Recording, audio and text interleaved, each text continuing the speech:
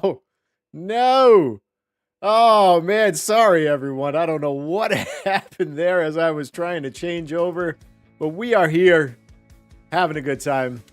This lobby music is so dramatic. Give RFHL the Oscar already. It is so true. Welcome. We will get Shane in here eventually. We're just working on getting his mic set up, but welcome to the first ever live stream of RFHL action on YouTube. And the camera already looks like it's out of whack. I'm going to have to text Jeffrey there. But yeah, so we are live on the official RFHL YouTube channel. Exciting start. Good deke. Good save. Beautiful effort right there. All right, let me check in with Shane. See how he's doing. I am in there. I keep changing the mic defaults, but it won't let me change. Oof. That doesn't make sense. Huh. Don't know how to help out Shane here. Do some Googling there. All right, so we got Tsunami Tacticians going up against Storm Surge. And if I remember correctly, Storm Surge is without their #1 overall pick, John Foes, selected first overall in the draft. And that team is captained by their very own Jesse Trado, longtime veteran of the league. Storm Surge, they selected John Foes in the first round, picked up Tom Venero in the second. In the third round, they picked up their goaltender, Brandon Sizon, followed by Jesse Trado, of course, picking himself in the fourth. And then John Chatterton, Dan Thiesing, and Ellen Fridman rounding out the rest of the team. Up next, we have Kyle Antilla's Tsunami Tacticians in the blue, And we have our shirts here tonight. They're absolutely beautiful. Great shot on net. Good save. Drops down. That is going to be Jonathan Reddit as the first overall pick. And the second one is Jake Schmal. Schmal, I think. I think it's Schmal. I don't know if it's Schmale. I don't know if we'll have to get an official description on there. And also in chat, how is the music? Is it good? Do I need to turn the music down a little bit? I know that a couple broadcasts ago, the music was a little loud. So please drop a note in the chat. Thank you for joining. So again, Jonathan Redda in the first round, Jake Schmale in the wraparound pick in the second round. Kyle picked himself in the third. Jacob Shelton taking the fourth round pick. And then Rob Anders, the mayor, in the fifth round. Shane Humphrey in the sixth. And finally, Tim in that last round pick in net. It's good. Should be a good battle tonight. These two teams, when we're looking at how everything played out last week, they both had very strong games, but ended up falling to their opponents. Tsunami Tacticians falling to Firestorms Hockey Club, another team that waited to the final round. It's Jake Schmale. I like it. Soft J, I like it. So Firestorms Hockey Club took out Tsunami Tacticians 14-7 last week. And then Storm Surge had a great game throughout, but Les Tremblements finished out the win 13-7. So both of these teams scored 7 goals, but the other team basically doubled up on them into that third. Oh, man, I love that blue jersey on there. Who is that? Oh, is that in the net? I think we got our first goal of week 2 action. Let's check in. All right, let's see who got the puck. Brandon looks a little bit out of position and just gets it over the left-hand side. Oh, no, shot to the point and just beating him on the corner. Beautiful goal. Nice work. All right, so that's going to put Tsunami Tacticians up on the board 1-0. Soft J. I don't know who that was. Was that a windmill save? Okay, no. Kyle is at the point. Shot on net. Good save there by Brandon. All right, puck is along the right-hand side. Kyle Antilla now with the puck. Oop, sorry. Let's see what they can do here. Trying to get Shane in here. He can hear me, but he cannot join in for some reason. Oh, is that another goal? Sorry, I turned away for 1 second to check in on Shane. And looks like we are going to have our second goal. Wraparound? Oh, no, just a nice pass in the front. And the puck goes into the net. So Tsunami Tacticians jumping out to an early 2-0 lead. Oh, boy, where is it? There it is. Another good save. All right, Brandon gets on it. Oh, hustling down. Gets a shot on net. Good save. Drops down. It's going to be Tom. Pick it up surprisingly very. And that puck goes in the net. What? What happened here? All right, so gets the puck off the freeze. Jake just takes it, whips a shot on net. Oh, and it bounces right back to him. Oh, that's going to be a heartbreaker start for Tsunami Tacticians as they fall to 3-0. Tough battle so far. Got to just pick up the defensive work. Great work by their captain, Jesse. Oh, gets a shot on net, and that is exactly what you want to do to make it 3-1. Great work by their captain, Jesse, to get them back into this game here. Snagged the puck. Did a little deke. His teammate, I couldn't tell who that was. That might have been Tom that was just yeeting away a little bit and then was able to get a shot on net. Beautiful goal. Nice work, Jesse. All right, Tom gets a shot on net. And look who's all the way down there. I believe that was Ellen down by the net.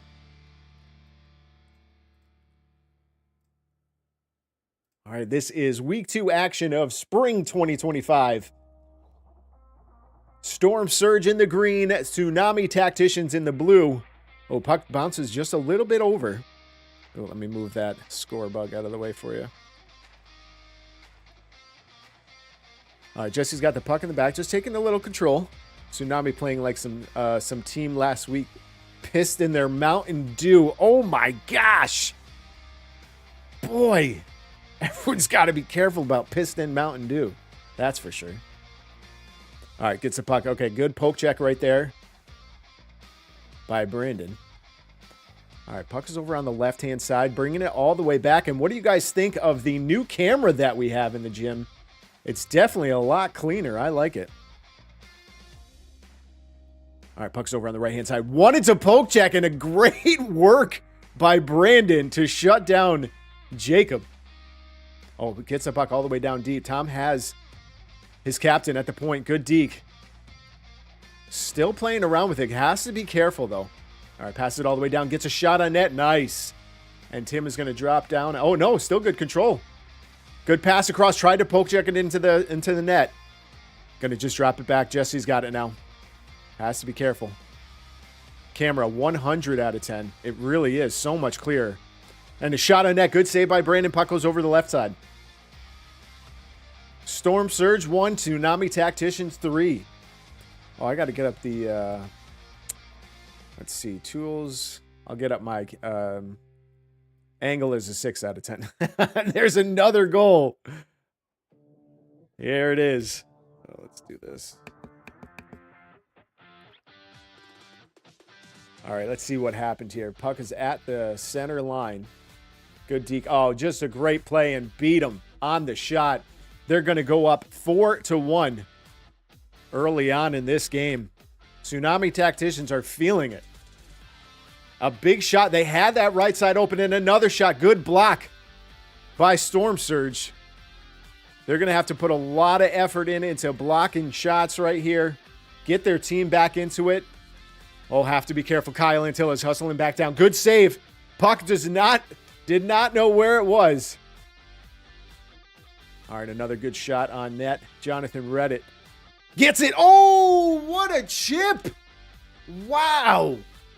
Just can't find the brakes right now, but great work by Jonathan Reddit to be in the right place, cutting in the center. The defense did not see him and chips it. Brandon couldn't do anything there. Could do absolutely nothing there. And that is going to be an early 6-1 lead. This is a tough start to the game for Tsunami. Oh, we're not even going to be able to see it. Never mind. I got a replay and a replay. That's a 6-1 game now. Big hustle. Brandon is in the back. Now, this is the tough part about not having your number one overall tender. Or excuse me, not number one overall tender. Your number one overall pick in the draft. Oh, is he okay? We definitely don't want rolled ankles. That's the dangerous part about playing. Good shot on net. Puck goes way high. And it's over on the right-hand side now. And puck goes way high again on the net. And another goal. Kyle Antilla from the point makes it 7-1. Man, Tsunami is just feeling it right now. It seems like every shot is finding their way to the back of the net, and they have already matched their goal total from last week. I don't know what happened here. Looks like there was a whistle. Maybe early jump in. Had to wait for the whistle. All right, waiting for the whistle now. All right, puck goes all the way down. Have to be careful here. Taking the shot. Finds the corner. Holy cow. Well, this is feeling like the Super Bowl.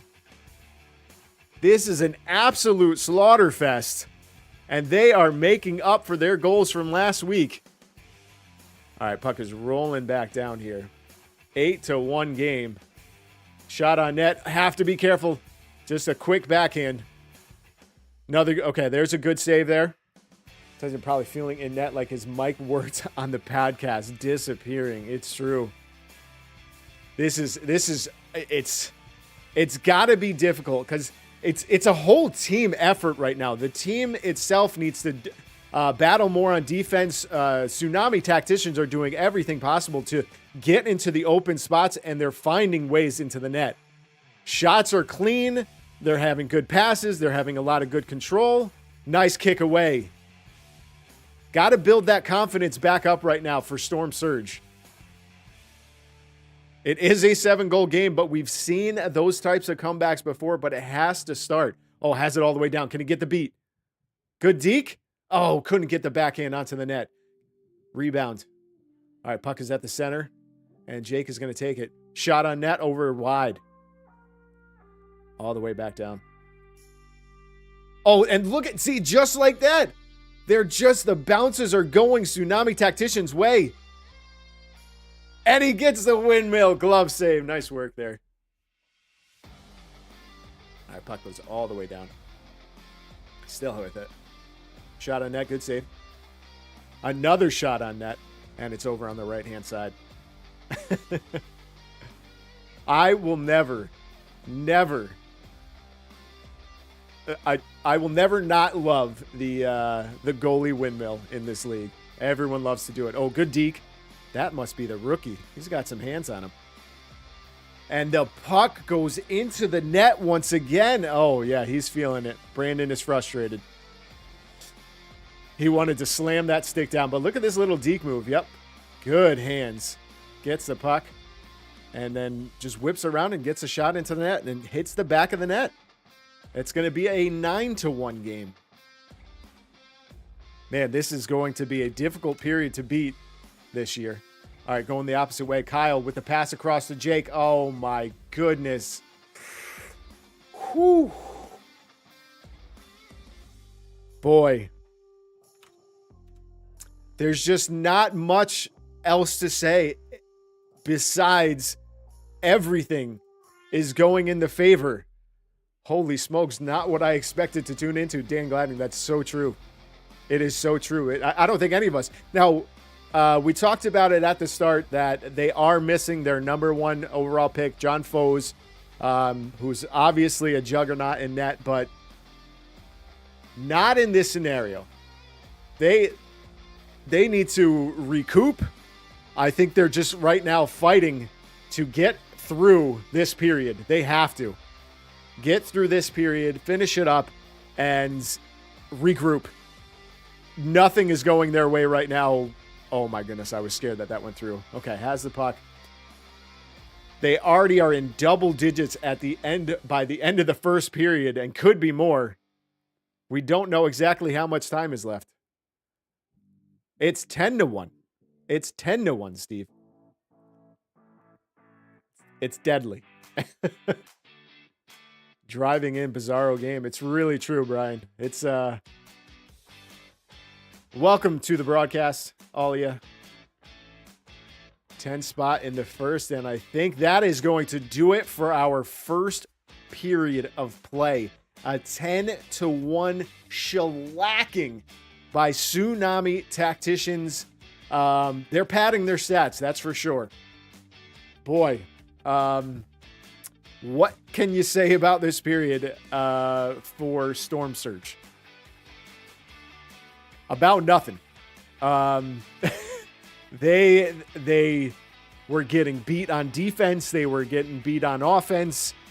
I didn't see a lot of good control on Storm Surge's side. They did have a couple good shots on net, but Tim really didn't need to do much in that period. I would probably say Tsunami Tacticians had a very high percentage of possession in that period.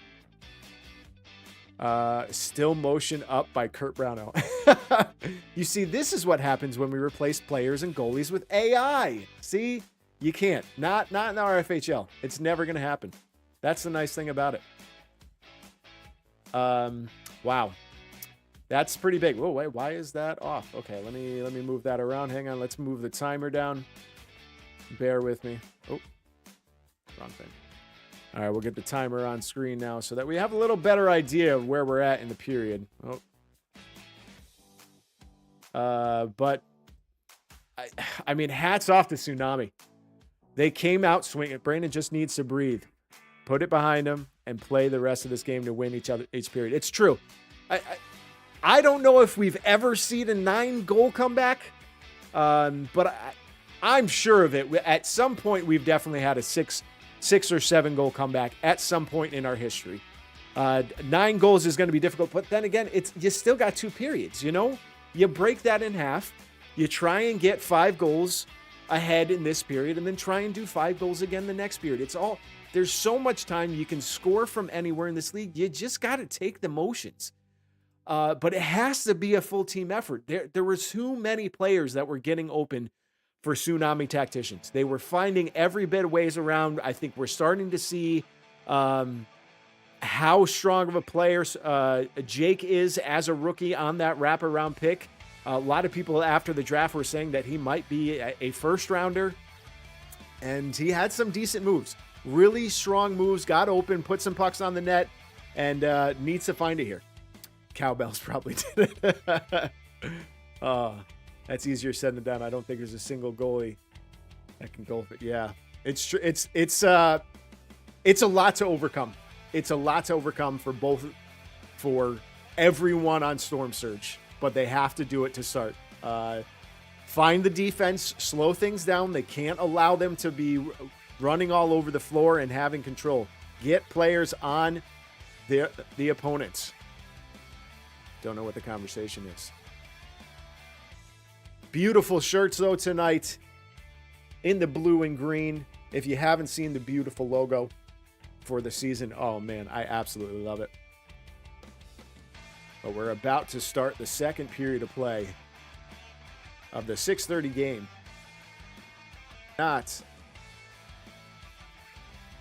Why is it reconnecting? Come on. Reconnect, baby. Reconnect, baby. I will be right there. Come on, baby. Okay, reconnection successful. Sorry about that. We had a slight disconnection with my streaming software, but we seem to be back live, which is great. Didn't miss anything. Just a lot of puck control. Good. Yeah, he's got good hands. Good hands. Jake rushing in to get it. Tries to drop it back to Tom, but was not able to do so. All right, Jake with the puck. Has a good clean shot. Nice work there by Brandon. Get a good clean save. All right, Jesse's got it. He loves to do that quick toe drag and then shot onto the net. Ellen's going to rush into the corner against Jake and for Tsunami. Oh, man. Tom just missed the pass. Looked like it bounced over his stick. Gets a shot on net, but goes over to the corner again. Ellen with the puck. Jesse's at the point, but the Mayor is going to be there to block. So both of these teams did lose last week. Both scoring 7 goals. Their opponents scoring 14 and 13, respectively. So this is a big comeback for Tsunami Tacticians. And I think they're going to try and ride this one out. Oh, can he get a clean pass off? Oh, yeah, that's in the net. Ellen putting one up on the board. Great pass there by Jesse. I think everyone thought he was going to shoot or deke and try and get into the net. But a nice, easy, clean pass across is going to put them on the board. Man, great positioning. All right, that's going to be a 10-2 game. All right. Oop. Close that down.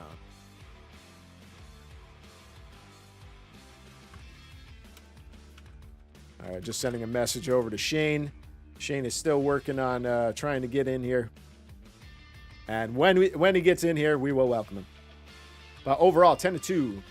Ryan's excited for Ellen getting on the board. That's not her first goal, right? She's had plenty. I didn't know. Did that go into the net? Wait. Sweet's playing? Was there an injury? Was there an injury? I might have missed it. And Sweet actually might have knocked that puck in. Puck goes all the way up high. All right, Sweet's got it now.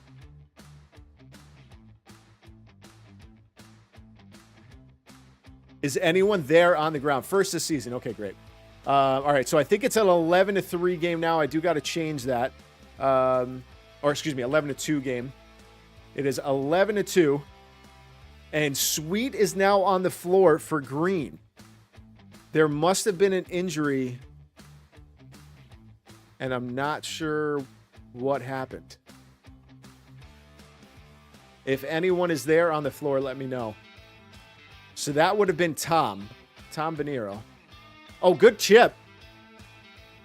So we'll keep an eye on that. We will follow up as soon as we hear more information. All right, puck is all the way down. Oh, has Sweet. Shot on net, and Sweet gets on the board. Good hustle play. It's going to be an 11-3 game in favor of Storm Surge. Or, excuse me, Tsunami Tacticians. Nice, easy play. Just getting the puck down. Settling things down. And just a good shot there by Sweet, beating him short side. Excuse me, short side? No, long side. On the floor. I do love Tim's. Oh, I just noticed Tim's number. Nice. All right, puck is all the way down. Sweet's got the puck. He's going to pass it up to... Oh, no, good steal. And a shot on net, but it's deflected over. Looks like it might have went off the backboard. Oh, can he get a steal? Good steal. Sweet's cutting in. Good shot on net. Puck goes behind. Still trying to tack it. That is Dan Thiesing in front of the net. Sweet's got the puck. Passes it over on the left-hand side, and that is Jesse Trado trying to get it, and we're going to get a good quick freeze there. Great work by Tim. And it's just a wide shot on net. Good poke check away. Sweet's going to take it. All right, has the puck in deep. Whips it over to the right-hand side, over to Dan, and Dan tries to pass it over to Jesse. Good battle along the boards there.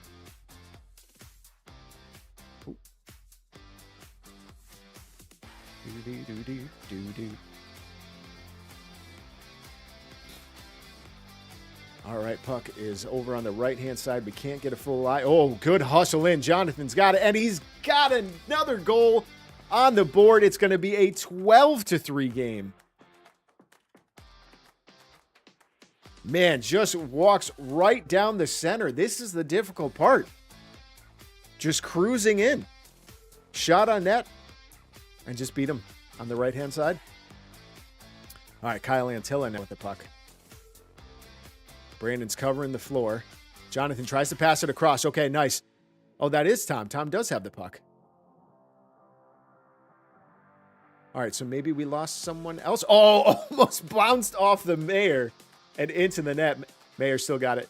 Good. Look at the moves by Mayor. Oh, you know, we're going to get a replay of that for all the fans that love the Rob. Oh, has the puck, but it's bouncing all over the place. Good shot. Good save there. Nice work, Brandon. Oh, good poke check there by Tim. Keeping his team with a big lead. Okay, so it doesn't look like there are any injuries, but maybe just Sweet stepping in because of the score. Might have been just tiredness. Audio cutting out. No, it's not. Oh, probably because I was getting too loud. Hang on. I will shut everything off. Audio clipping.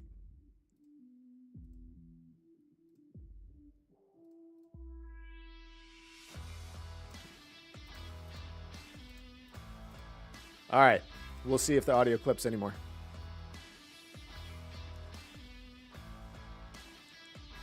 Audio in, is it out pretty frequent?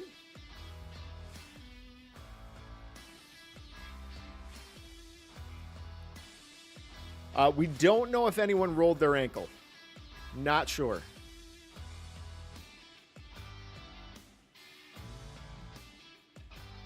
Oh, every 5 seconds. Oh my goodness. That's not good.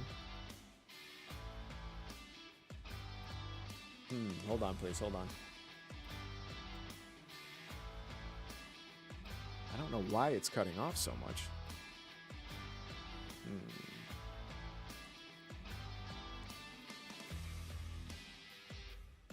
I'm going to make some quick changes on the fly. And there is another goal. Oh my gosh, Tsunami Tacticians. Getting on the board. They are now 10 up on Storm Surge. I'm going to try and listen in to figure out why my mic is cutting out.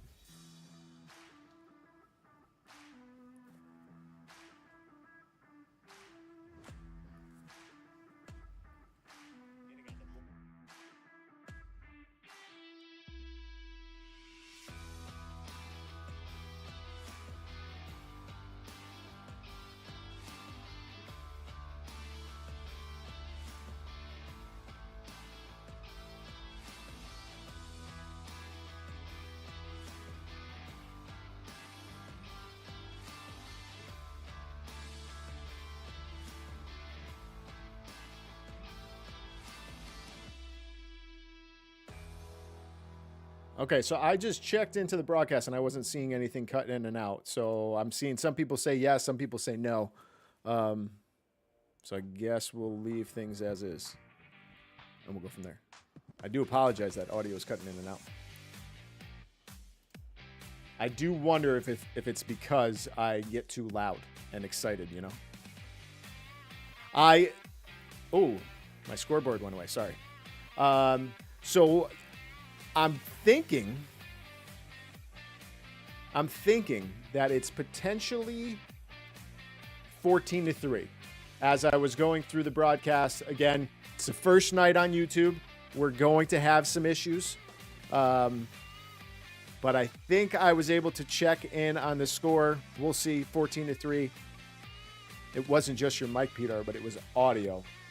Oh, okay. All right. It was the whole audio. That makes me feel a little bit better then. Then it's definitely not the mic. Probably just the broadcast.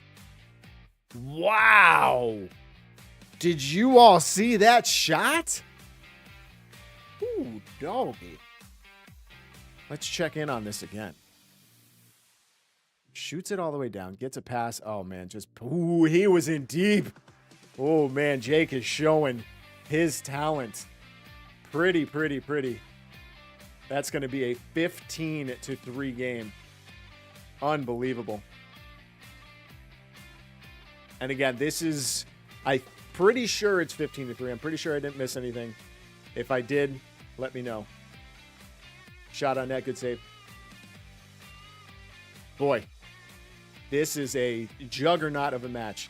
If someone does get there live and can check in on the score on us, for us, that would be a huge help. Thank you. But a good game right now. This is and that's a goal for Storm Surge. You see Sweet throwing his hands up in the air. I think he's a little happy about that. 15-4 game. I mean, they need every bit of help they can. They need to just... At this point, it's finding momentum for the future weeks. Tsunami's got your number. Tsunami's got your number for this game. So you got to reset. Your number one overall pick isn't here. Going for the rare Nat 20. Yeah, I think so. I mean, has there been 20 goals scored frequently in the new gym? We were going through all of the records over the last week and, checking in on overall scores. And, oh, my God, what a good defensive play there. Gets it. Brandon behind the net. Still with the puck. Just going to whip it all the way down. Tim's going to kick it away. And we were looking at a lot of the old scores and the scoring differentials. With all these goals, at least I won't have to wait at the door long. That's highly unusual in this gym. Yeah, I don't doubt it. All right, 15-4 game. Let me actually pull up the stats. I know we do have our awards. Spring 2015 stats, and that's going to be another goal for Tsunami Tacticians, getting them up to 16-4. Whew. All right, let's see what happened here.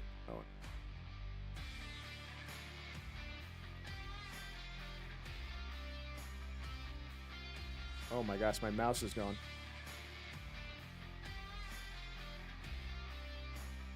Okay, there we go. It's back. All right, over on the right-hand side. Throwback to Dungeons and Dangles while talking 20 goals. All right, we're going to check in on the records, awards. Rfhl award winners. I think teams are averaging about 10 per game with a lot in the single digits, which is what we like to see, you know? All right, records. Goals scored record. Now, this might have been beaten because this... If you're not spamming the chat with references to your championship winning teams, are you even doing your job? It's so true. And I always love to hear about it. Puck's over on the right-hand side. I'm not sure about this record. This record may have been beaten after I left, but it looked like goals scored potentially was 25-8. 25-8. And there's another goal on the board for Tsunami. Man, could they be on pace to set a new record? Wow. It's going to put them up to 17. Yeah, 25-8. That was actually my team, my rookie season. Suicide Squad over Sinister Sick. It was a 25-8 game, 17 goal differential. Currently on a 14 goal pace. Boy. 18-4. Well, it's a good thing we started these records because we may be breaking something tonight. About 30 seconds left. Another shot on net. Holy cow. Gets a poke check. Sweet passes it. Oh, look at that play. Nice job, boys. Nice job. That's going to be an 18-5 game. Hey, everyone else is dropping in the chat. I don't get to play anymore, so at least let me brag about my past. All right, puck is in deep. That was a good play. Good teamwork play. Gets it to Sweet. Sweet drops it back to Tom. Tom gets a shot right in the corner. I don't think we've had any games with both teams breaking 20 since then. Maybe one. We have never had two teams break 20. The record for most goals in a game combined is 39. It was a 20-19 game. And that was the Roots. Oh, so funny enough, I was also on this team. The Roots versus Sugar Hill Gang. In spring of 2016, 20-19. Crazy. You're the one who won't drive in for games. Don't blame us. Fair enough, Dan. Fair enough. All right. So it is a 18-5 game, a 13 goal advantage. Very impressive. I mean, this is all Tsunami Tacticians. At this point, Storm Surge is just trying to hold on. They're trying to just get through the game. They're trying to find every momentum possible to just get out of this night. It's an absolute slugfest. Tsunami is finding everything. They're finding the corners. They're finding the passing. They are controlling the puck. They're playing really well. They're playing really well. And I think this is what everyone was afraid about to start the season about this team.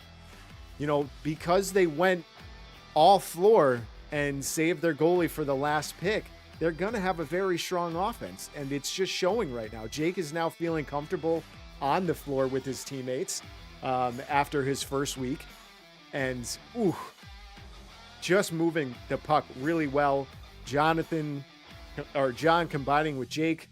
Oh my gosh, I didn't realize there's a triple J combo on here. So John, Jake, and Jake doing great. And then Kyle obviously getting all over the floor. Anders had some bunch of dangles tonight. And funny enough, have we even seen Shane? Is Shane playing tonight? I don't know if I've even seen him. But boy, it is a 18-5 game. Maybe setting a record tonight. We will have to go back through the seasons, but they are 7 goals away from the potential record. All right, standing up. Dropping the puck. Here we go. All right, 50 minutes to start this third period. Storm Surge has a massive deficit. Oh, tried to get another one, and is it in? Yeah, there we go. Nice work by Tom. Good way to start off the period. Going to be an 18-6 game.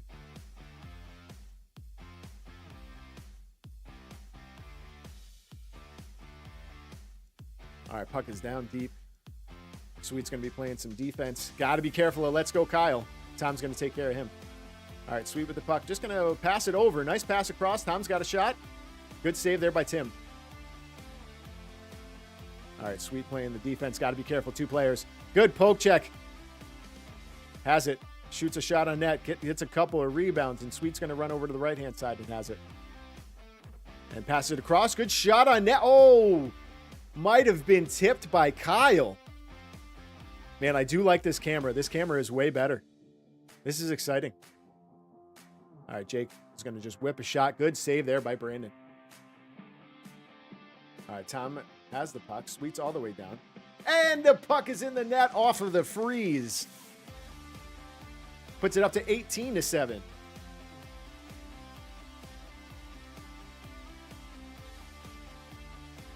This is third period of play. An 18-7 game. This is something that is very rare in our league. We do not see these types of scores often, especially in the new gym. Putting pucks on net. Oh, man. Sweet's the only guy back. What a poke check. Ooh, Kyle. Oh, that was close. That was very close. All right, Storm Surge. Trying to surge. Oh, there's going to be some love action over there. Sweet's in his favorite position. All right, Tom's got it over along the wall. Had Sweet at the point, but just going to relax it a little bit. Jake is on him. Man, Jake is like a young bull. He's like a young Furlano. A Furlano, a bull in training. If Glenn doesn't get a game star for keeping stats, we riot. Beautiful, beautiful. All right, puck is over on the right-hand side. Gonna take it behind his net. Kyle's just playing a little calm. He's happy. They're good. No. That thing just tipped out of nowhere. Holy cow. Nothing is going their way. Unbelievable. It's just a heartbreaker. What was I saying? 20-7. Yeah. Gonna need some icing. Shot on net goes behind. All right, has the puck all the way down. Good hands. Good hands, Jake. Ooh, I'm looking forward to seeing you play more. Very exciting. Oh, man. Puck was on the net, and oh, they got the call. Nice. All right, Reddit's over on the right-hand side. Jake over the left. Got to be careful there. Ellen with it. Ellen just tries to pass it in. And dumps it there. Nice. Good save there by Tim. He's going to get the freeze. If you are new to the RFHL, if the goalie covers it, it is a freeze, and the opposing team has to get outside the three-point line before taking a shot. And it goes into the net again. That's 21. Wow. Records are meant to be broken, and we are on our way. 21-7. All right, still with puck over up. Back in deep. Shoots it all the way down. I just feel for them. It's just everything is going in. And honestly, so I remember situations in this game because if I remember correctly, it might have been Alex in net. It was the first time I was playing Alex, and there were just so many times that I was just on the doorstep and the puck literally just dropped in my lap and I was backhanding it in. And I remember Alex just being like, please, something, like, go right. Like, it's, you know, you can't, it's just rough. It is. Yeah, Dan Glading, it's tough to watch. And that one is also in the back of the net to 23. Boy, we're going to have to get those stats from Dave Foes to find out. We might have a record-breaking night. Not just record-breaking, but a record-shattering night. Puck almost goes in the net again, 23-7. Boy. Are we going to have our first 40-goal combined night? Are we going to have our first 20-goal differential? And Rob, the mayor, not Rob Ford, Rob the mayor, is playing like it's an 8-7 game. Man, he has every effort in him. Passes it all the way down. Rob's got it. Pass it to the center. Oh my goodness, almost beats him on the side. All right, in down deep. Kyle's going to get the puck. Just about 9 minutes left in this third period. We are pretty sure it is a 23-7 game. And for those of us that are joining from the Alt Bar, thank you so much for tuning in. You are being bartended by one of the greats of our league, the Bob. We love him. Make sure you tip your bartenders and waitresses tonight. Oh, have to be careful here. Good work by defense. Oh, good backhand. Nice little paddle save right there by Brandon. Puck is all the way down deep. And Jesse's going to sub in. Sweet's going to hustle in. All right, just going to dump it all the way down. They're going to get that freeze. All right. Sweet. Got to wait for your goalie to get back in net. Thank you. Couldn't find any openings. Now it's going to be a 2-on-1 break. All right, Jake now with the puck. Chipping it away. Now it's over on the right-hand side. Sweet's got it. Trying to find someone available. And whips a shot on net. Oh, tried to get her second one of tonight. Good hustle there by Sweet. Sweet's looking for an opportunity. Just going to whip it deep down. And he's going to stay back on defense. Good attack. And a good freeze there by Tim. All right, Reddit's got it. Just going to pass it over. Oh, good little swim move there. Oh, finds the corner, Rob. Woo-hoo. Little dipsy doodle there. It's going to put it to 24. Nope. Nope. 24. Wow. Shellacking. Nice work there. I'll volunteer to do welfare checks on the Storm Surge team tonight. Hey, at least everyone's having fun. Oh, if that went in, I mean, come on, folks. Wow. All right, Tsunami Tacticians, Storm Surge, 24-7 game. Nice, nice. Okay, good job. Oh, did I hear some chattering? Did we have Shane? Oh, I got to turn you down a little bit. Hang on. Let me turn you down like 60. All right, let's test that again. Test one more. Test. Yeah, you're cutting in and out a little bit. Can you hear me? Shane, can you hear me? All right, I'm going to share. Oh, wait, was there a goal? I think that was a goal for Storm Surge. Hang on. Let me get 24-8. I think that was right. Please correct me in chat if that was a goal for Storm Surge. And we'll try once again. Shane, can you hear me? I can. You are very crickly. Yeah, you're just cutting in and out. That's rough. This is another Brandon situation. Are you near your microphone? All right. Yeah, no good. No good. All right, we got 5 minutes left to go in the third period. Good defensive play and a nice work to stop that puck. And just whips a shot on net, tries to find Tim taking a breather. Oh, almost cuts it in. All the way back down. We've got 5 minutes left to play in this period.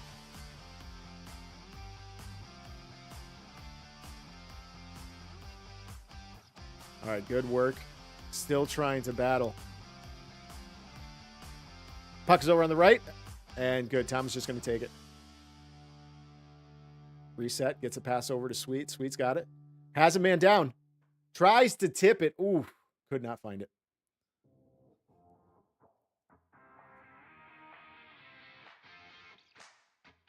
You can keep trying to chat. When did we start streaming on YouTube? Tonight. Tonight's the first night. We made. I posted in the Discord. All right, puck is all the way down deep. Oh man, Brandon was squeaking away to the right as the puck goes left, and that is the 25-8 potential record breaking. Wow. This is the same score that we have on our record books as the most goals ever scored for a team. The biggest goal differential. And there's still 4 minutes left to play in this game. All right, Jake now with the puck. And there it is. 26. I believe the new record in RFHL history of goals scored for a team. And they currently have the goal differential. Oh, Tim's down. Is he okay? Potentially injured? Fist bumps.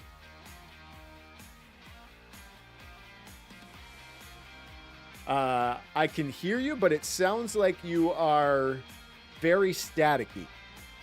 I can't even understand what you're saying. So you can keep trying to talk. I'm the only one that can hear you. They can't hear you. And for everyone that's watching at home, that's if you hear me talking to someone else, that's it. If they get 27, I get a free crunchy taco. Man. Wow. Potential record-breaking night. And in this gym, too. This is crazy. This is going to help them move up the standings big time because this is a goals for league. Goal 4 is your tiebreaker, and this is a massive help for them. It's going to be difficult to catch them. It's going to be very difficult. Teams will play 3 games and not get this amount of goals. Shot on net over the left-hand side. Good save by Brandon. Good defense by Ellen. We are around 2 minutes left to play. And again, I'm pretty sure this is the score. There was a lot of updating and closing out the stream. So I'll get an official recap once the next team jumps on board. But man, 26-8 is the score right now. With just about 2 minutes left to play, we will not have stop time due to the deficit. Gets a shot on net. Over on the left, behind the net. Oh, man, look at these plays. Great passing. Oh, what a save, though, by Brandon. Holy cow. Beautiful work. All right, shot on net over to the right. We are going to be on time tonight, that's for sure. All right, just some good poke checking. We got about a minute left to go in this game. 26-8. Oh, looks like we got a fixed net.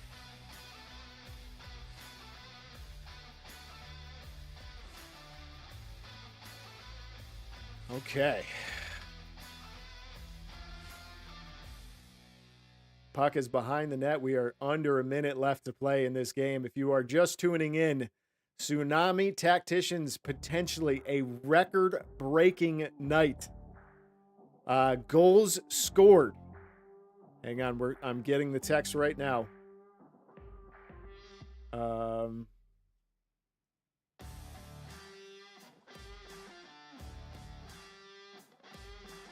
Still good.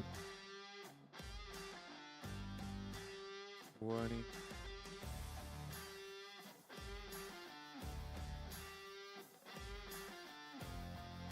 All right, puck is on the right. If you are trying, there are a bunch of people saying that they can't find the stream.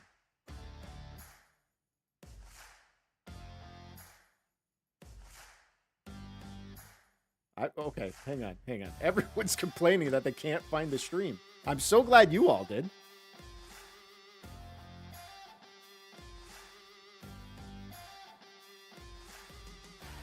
Was it difficult to find the stream?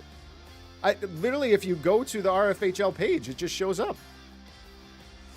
And that is going to do it. I need to know. So, no free taco for Alex. 26-8 question mark? Trying to get some feedback on if that is official score, because that should be the new records. All right, I'm getting a text from Sweet. You're killing me. Respond with the score.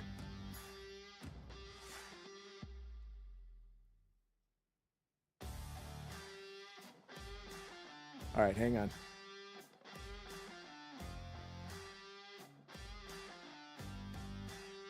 Why? All right. Waiting to hear. I'm still waiting to hear. Sweet is not responding. And I don't know why.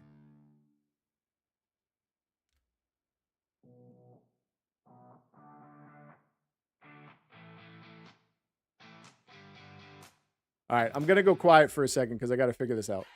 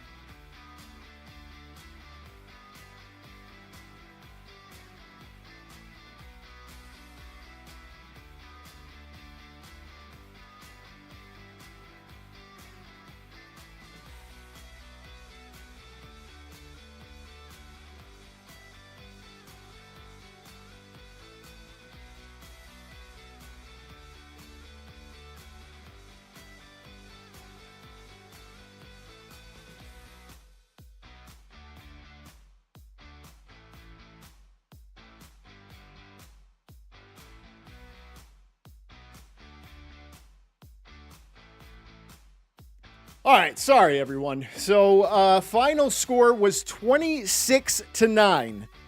26-9 is the finale. That's pretty impressive. Really strong. 26-9. So if I am correct, that is a new record for goal scorers.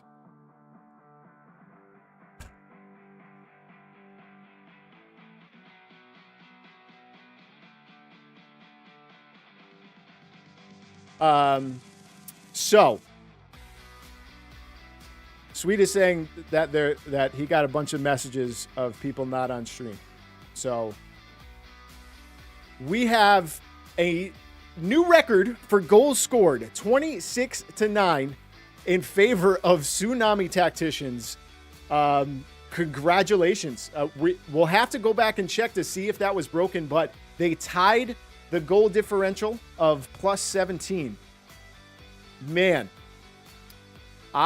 there's not much to say. This was a complete shellacking. Everything went right for Tsunami Tacticians. Nothing was going right for Storm Surge. They were out with their number 1 overall pick. And these teams play together. Play again towards the end of the season. So I'm really looking forward to it. Wow. Congratulations. Congratulations to Tsunami. They're going to be a huge jump in their standings. But wow. Tough night for Storm Surge. Tough night for Storm Surge.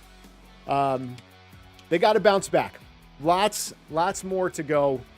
Lot of season left to go. They're starting off at 0-2. Tsunami Tacticians bounce back to 1-1. Wow. Really incredible. All right, and it sounds like we've got our next group coming on. Can you hear me?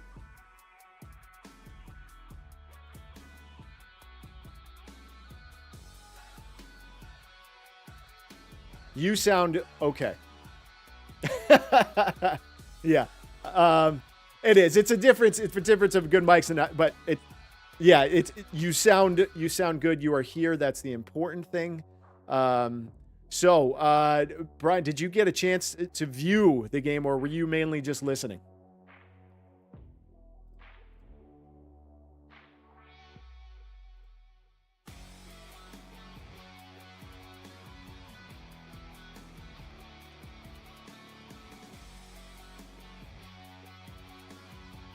Yeah.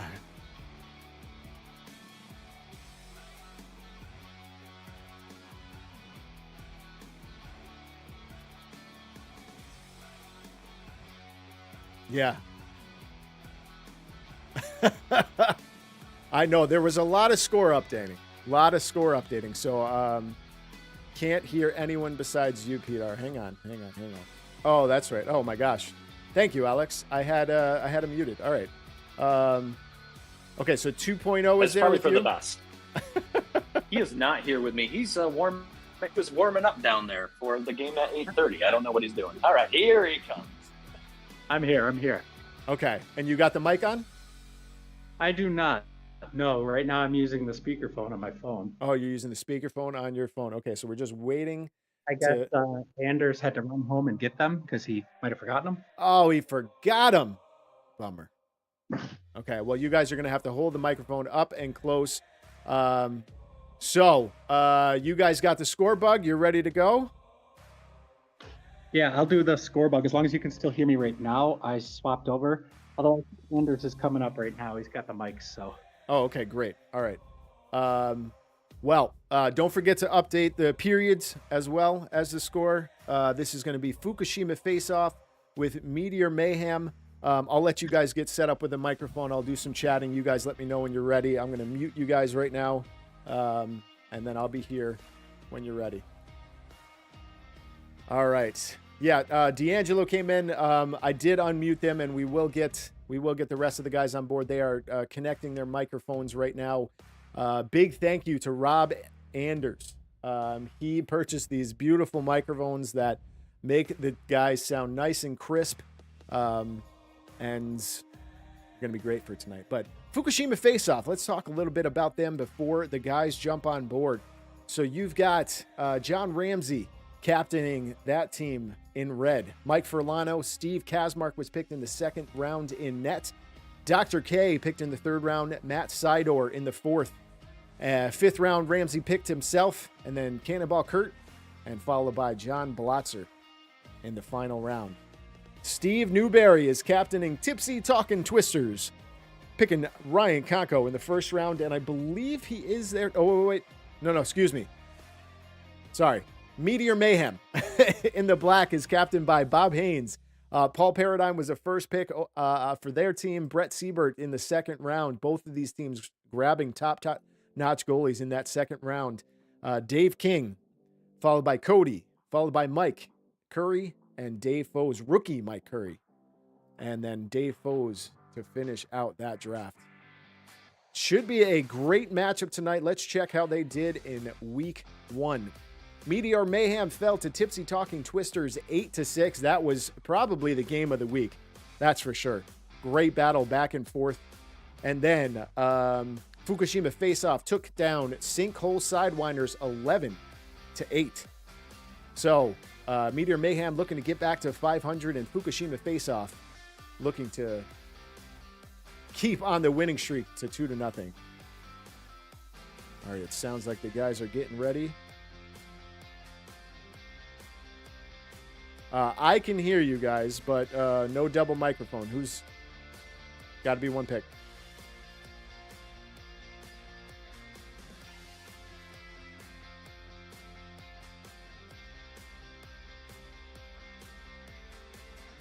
All right, we are figuring out audio right now, and we will get things underway.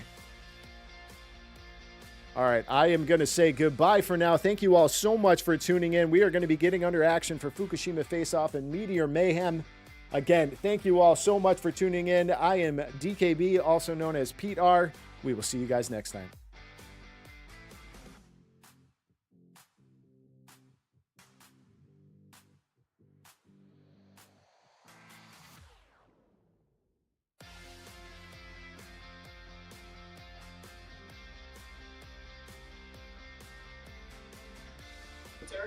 We're excited for some action. This first game was a wild one. Let's see how the second game plays out.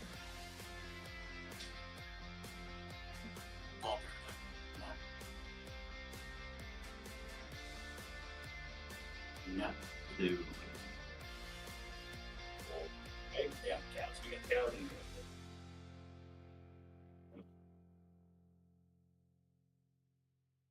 Ramsey to Furlano, back to Ramsey across. Oh, and we have. Oh man, what did you see there? 2.0. It looked like a pass from Furlano to Ramsey got picked off in the middle and poked by Cody, and it just popped right over Bob, who shot it right away and might have caught the Constable off guard. Yeah, so we have a quick goal in the first minute of the game. Back in, slapping it down all the way to the other end, and we have a cover up by Greg. My goodness. Paul all the way from behind his net with a slapper that goes right past Kaz. And we have a 2-0 game. That's going to be quick. And Paul, you know, I think everybody in the league knows he's going to shoot. He's looking to shoot. And so far, I haven't seen Red challenge him that much. They're letting him get that shot.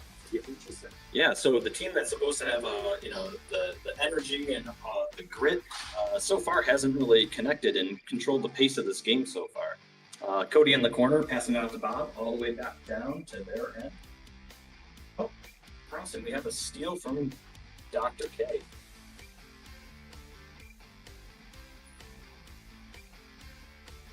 Back in the corner, and we have a pause of play. Looks like it might have gone into the bench. Kirk, known for his control and thoughtful hockey play there. I think he might have played with a little panic and just kind of batted it way out. I think you're absolutely right. Cody just had a shot on that with Kaz with the save. Man, I'd say this first 3 minutes of the game pretty sloppy. So maybe they're still figuring things out. I don't know. Last week, both these teams looked pretty smooth, but this week, maybe just trying to feel each other out here and not make a mistake. But that's making mistakes happen. Yeah. Honestly, it doesn't seem like there's a lot of control of the puck to start each of these, rallies. It's kind of slapping it down in their end and hoping you crash in, get the puck. Big save there by Kazmark, and he played stop by Bob. Bob is really good at finding those spaces in front of the net and turning him into something. Absolutely right. And then we've seen Bob play with Brad for the past few seasons, so it's kind of nice to see him independent play with some new faces here. Paul with puck. Just left wide of the net, and Dave King back in the action. Oh, Paul with a shot wide of the King on that. And we have a cover. That was right on top of his pad there for a second. Looked like it was going to go right off. Paul was looking for it, but thankfully, it looked like I think that was one plots over to Dr. K, and now we have Sidor in here, getting some of the later rounders in. Sidor had a great game last week. Up, and we have a cover up, we're crashing on the other side there, and that's kind of the action you expect, is that crash and physical play. Ooh. Oh, shot just wide of the net. Still waiting for one of these teams to settle down a little bit. Puck's a little bit all over. A little all over the place, a little bouncy. Maybe the weather today has a little bit to do with it, but last week it was pretty bouncy as well. Man, Red is leaving Paul wide open on the perimeter here, and I think they're gonna. It's a dangerous strategy at the moment. Up Cody over to Paul. Paul with the shot in net, and Kaz with the save. A little bit off speed there. I didn't get all of it, but sometimes those fluttering ones are tough for the goalie, especially when you're expecting a hard shot from Guy Masma. Yeah. Paul on a Sidor right now. Sidor up against the wall, down to the corner to Ramsey. Oh, Ramsey, bad bounce off the door. And I think we got Mike Curry in the action, our rookie of the game here.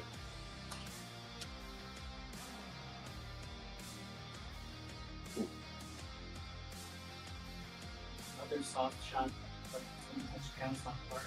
Any blocker coming in. Yeah, just caught the shoulder there, and that had the potential to roll up over, but he ends up making the save. We got Ramsey down underneath. It's tough to see him from our vantage point here in the broadcast booth. But Paul with the puck, down into the bench corner. Dr. K, and we got a turnover, and ooh, did that catch close, or was that? Oh, I think it hit the mesh. Definitely hit a body in front of the net. I don't know if it's a block shot by Red or it's not clear, but it escaped up. I think it hit the radiator behind the grate. That's up here. Up, and we have Paul with the puck behind the net. A little pressure on him from Ramsey here. Up, and we have a soft pass underneath the hoop, and Mike Curry with a good shot. It looks like you're settling down here. Dave King and going up high, and Cody who just came off the bench. He's got a great shot. Yeah. I also see Bob went in Paul. And looks like Lex can slow things down a little bit. Yeah, absolutely. A little bit more puck control, a little bit more passing, settling things down. Cody's dangerous out there. Kind of an underrated player in this league, in my opinion. Yeah, he had a great rookie season, and then I think his last season off.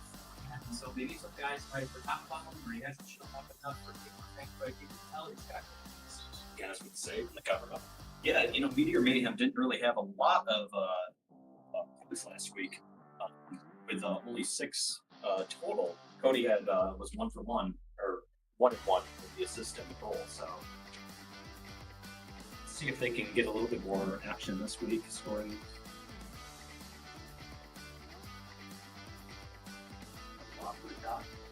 Over to the up, and Kurt just whiffs on the puck there and goes into the corner under the pressure. Kurt's trying to cut over, but no one there with a blind pass. And Furlano pressures Cody beyond the net. Ooh. Moves puck in front of Brett. Dave Kane. We have to cover up. Yeah, Brett has not seen too much action so far in this game.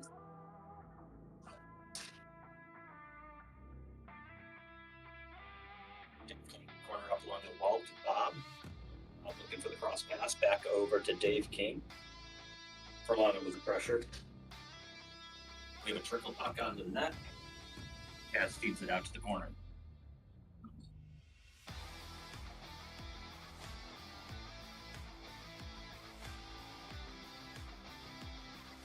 Lodi settling down the base of the game here. All of the backhand on that. Kurt might have got away with a nice stick there, at least in terms of knocking that puck down at first, but as we go through some teams, that's going to be such That's a fair assessment there on our good friend Kurt. Well, that's putting the pressure on Paul here. This is control, and the trip is going to put halfway mark up. Looks like, no, continuation of play. Thought it went off the ceiling. Ooh, man. Paul with a breakaway there, just kind of control in front of the puck. Watts trying to slow things down. It was a smart play by him to hold up and make the pass because nobody put any pressure on him. He had a chance to set something up there. Yeah, Watts is a late rounder. He played on my team last year, and man, he's underrated dangerous as well.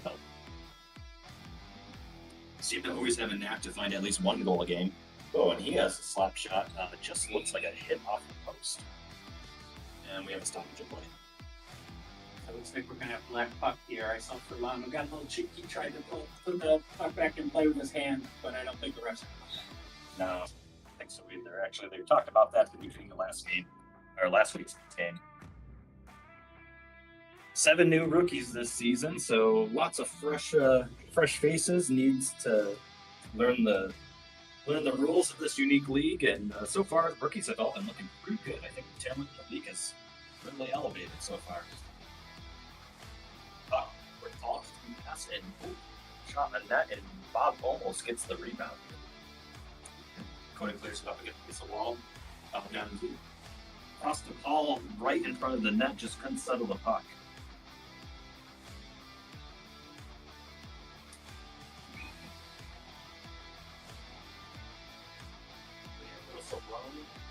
Let's see. Did you catch what happened there? No, actually, I'm currently trying to figure out what's going on. I think some of our folks cutting in the mouth. Are we getting some commentary on the stream?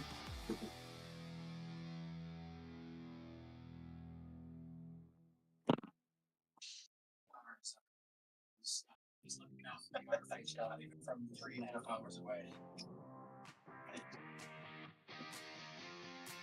Side or up against the wall here to Dr. K. Nope, take that back. That was not Dr. K. Sometimes it's tough to tell at this angle. Dr. K down low behind Brett. Feeds it out and all the way back down to their end.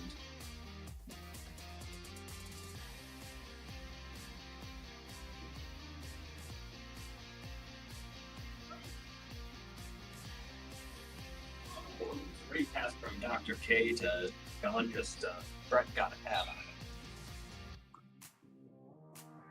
it. Oh! Just trickled in past Brett. I was looking at the other end. It looked like that might have been Dr. K with the final put in there. Yeah, I don't know how the puck got in there. I can't tell if it was a long shot from Brett or if it just kind of came down and Dr. K just being the right place, right time. He was right on Burton's doorstep. Yeah, if anything, he at least applied the pressure, whether it was a redirect or. We got Ramsey down low, looking to feed it out to Dr. K along the half point here. Oh, crossed. Down on that, and Paul clears it out. Oh, Cider with the pressure to try to keep it in there end. And back to Cavs. Got my side door, and we had a stoppage of play with a puck on the stage.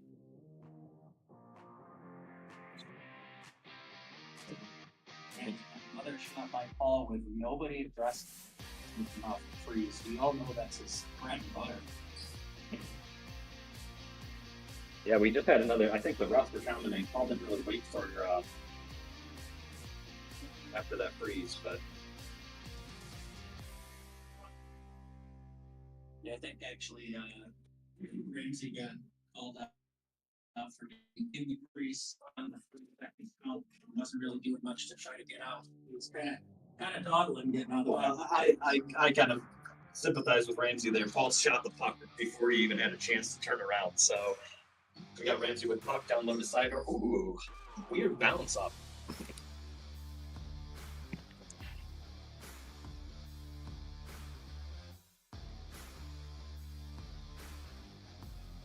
Straight on the Cavs, keeps the stick on it.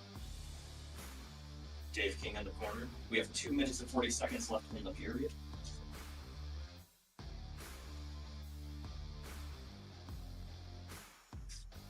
All right, and puck on the stage. So far, we have a pretty low scoring game here with 3-1 total so far. What are you thinking, two? Yeah, it's a battle of two good goalies, in my opinion. Both these goalies were the goalie of the year last year. Brett obviously took home the award. I thought Cass probably deserved it a little bit more, but it was neck and neck. I mean, it was a coin flip, to be perfectly honest. Absolutely. I mean, I'd like to see Perlama get a little bit more of the action here. Currently, after week one, he led the league in goals. And so far, Fukushima doesn't seem to be getting too much scoring action in here, but that could just be a result of facing Brent, the best goalie.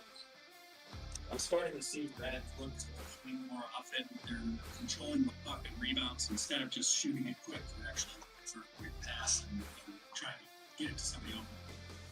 Paul with the puck, wrapping around. Quick turn shot on that. And Cavs with the save. Orlando down low to K. Trying to redirect pass. That's kind of the strategy you need to take against Brett. You either need to get a good redirect that he doesn't keep coming, or you got to get him to side to side. You're not going to get those direct shots on Brett. He's going to see it every time. And Cavs with the cover up.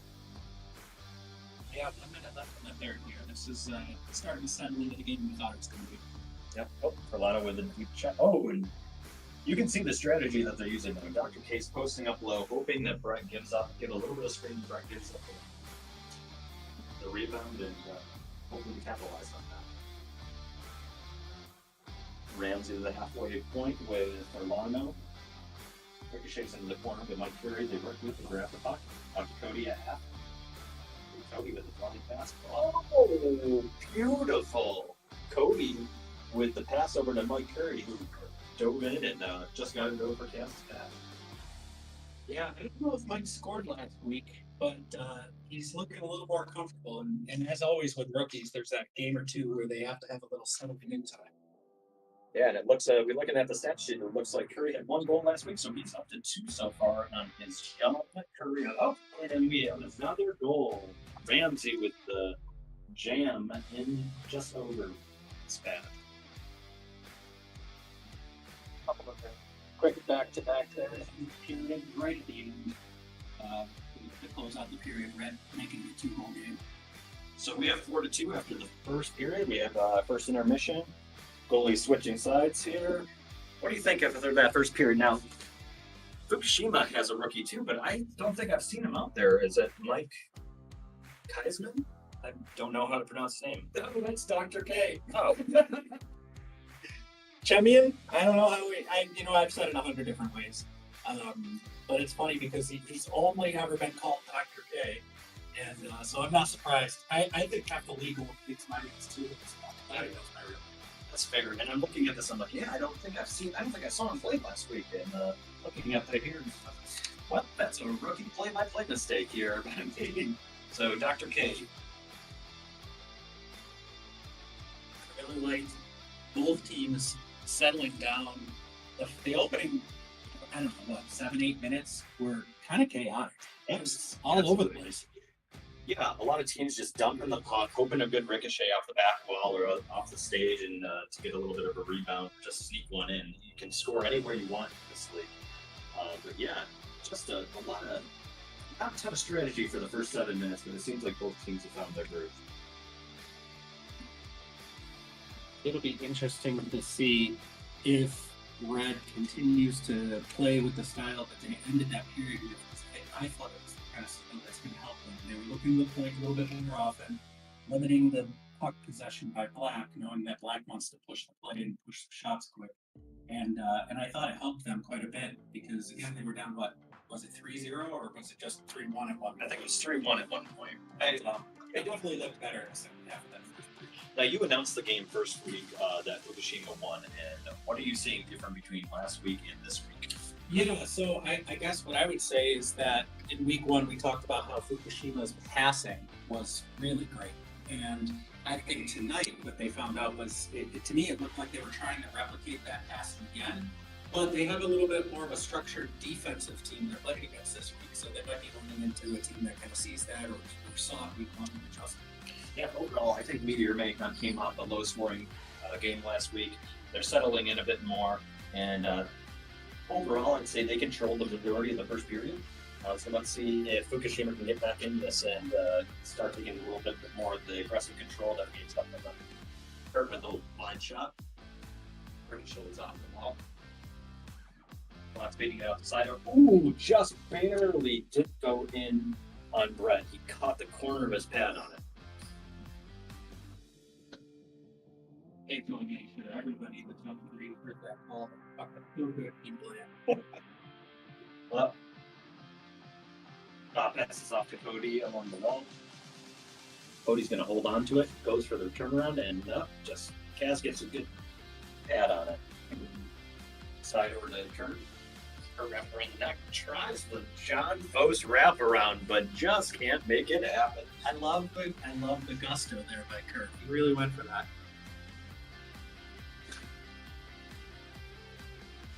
And we have a nice upgrades. Now, Meteor is down Dave Fosse today. I haven't seen him out there. Is that correct? Oh, no, yeah, I've seen him. He's out there. Although I've noticed he hasn't been playing as much. I'm surprised how often I have made note that he's on the bench. Oh, and we have the windmill. Deep down from their end, Sider pushes it back. We got Cannonball versus Paul. Oh, you know what? You said Dave Fosse. I was thinking Dave King. Dave King is here. I have not seen Dave Fosse, no. I mean, I feel like we would have seen Dave Fosse's trademark outfits out there. It would be pretty obvious to our eyes. I don't think he'll get away with playing floor the way he plays net, because if you've ever noticed, when he's in net, he wears Crocs, and I don't recommend that as a former goalie, but it's his thing, he does it. And he's always been a solid goalie. He's been a better goalie than a floor player, so... Sizzled him. I hope he's listening. If he was playing tonight, I had a plan of calling him Timu Fosse, but I don't get the drop tag, I guess. No, they should put that in chirp of the week. For those that aren't aware, Dave Fosse has been a long-standing player in this league. His cousin, is it? I don't think so, yeah. John Fosse is the #1 draft pick. Was not playing in the first period, or the first game. Yeah, curious. Old Fosse is missing. Is this a conspiracy? Oh, man.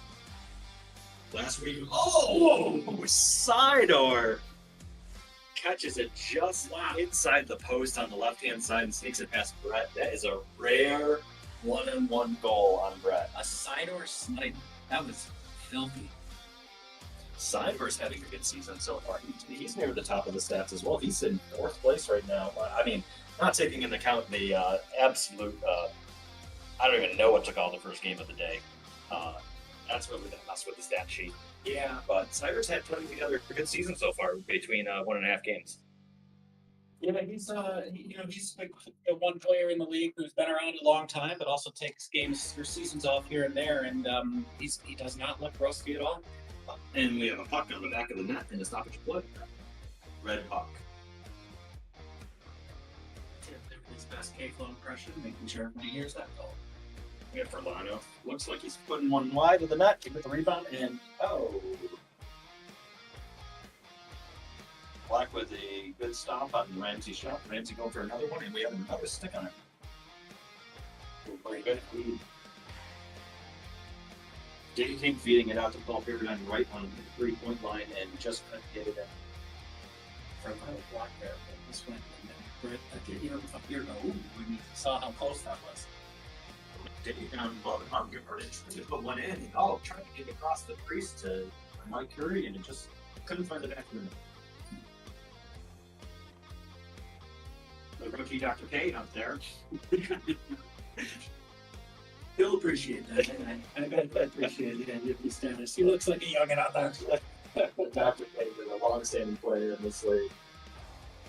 Perennial first and second rounder. Oh man. That came right out to Paul in front of the net, like a free pass. Yeah, just a bad bounce off the wall that Red couldn't settle, and it went right to Paul out hard. Verlano trying to his trademark deking action and can't get one past five. Interesting. I feel like Fukushima is going with a fast-paced strategy in the second period here. Cody with the puck. Feeds it back. Paul trying to find no bending. Popped it up. Cody with a great shot. Has the block. Cody regains the puck, taking it behind his net. Ooh, loses control, and Dr. K sends it back.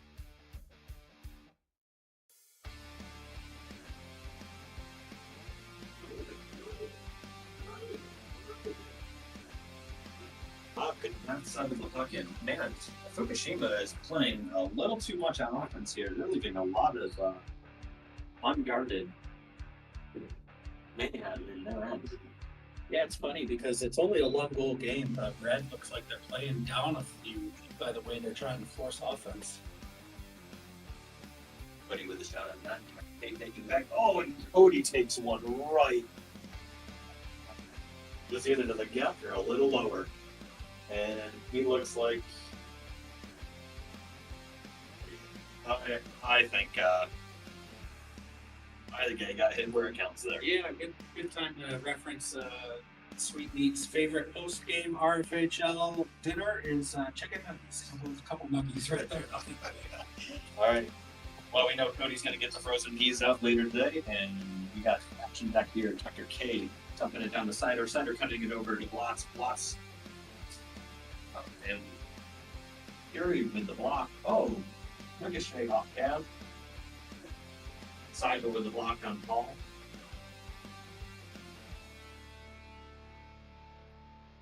Loose puck over Dave King, settling it down, looking for the pass.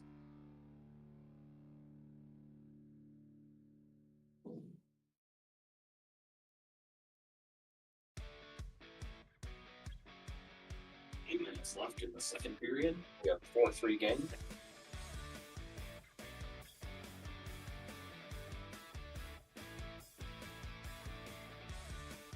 Side over the block. We're trying to get it over to Paul, just a little too deep in there. Zone.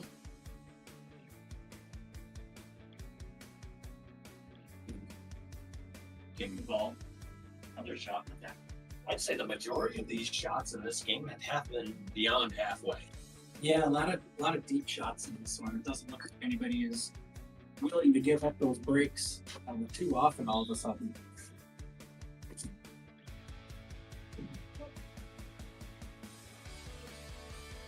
Ooh, Kane with a nice move. Paul took a deep shot in. Kane with the rebound and took Cody back in.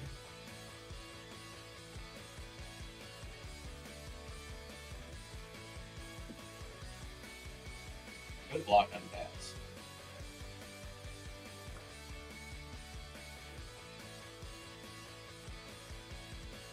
Over firing it back. Brett played that a little too casually, and when it hit his stick, I was a little nervous for him for a second. Yeah, you're right. A little bit open there. Oh, when we would trickle in, I think that was a Paul shot from beyond the 3-point line, and Bob just happened to get a stick on and to redirect.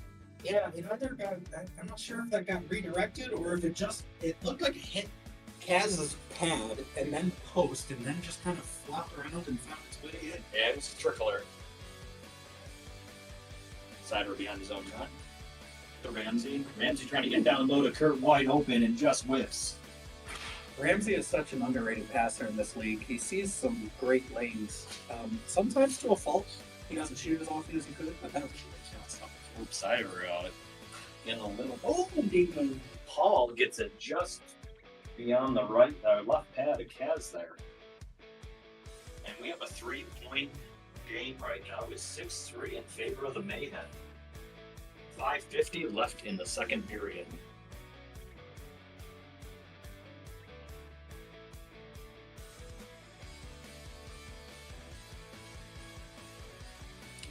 In the corner. Feeds it out. Kurt almost puts it in his own net. Sider with the puck for Red.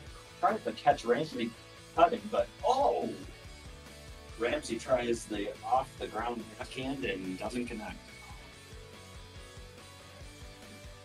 It looks like Paul's playing closer to the net now. He's got it in the corner controlling the play, but I'm going to see him up on a point. Now he's finding some success around that 3-point area. What's Fukushima have to do to get themselves back in this game? I mean, 3 points is not too much in this league, but 3 points against Red is not an easy feat either, so. Yeah, I think Red needs to settle down and do some of the possession style play that they ended the first period with. Oh, had a turnover by Furlano. Ball almost gets the backhand in. Cody with the puck in the corner.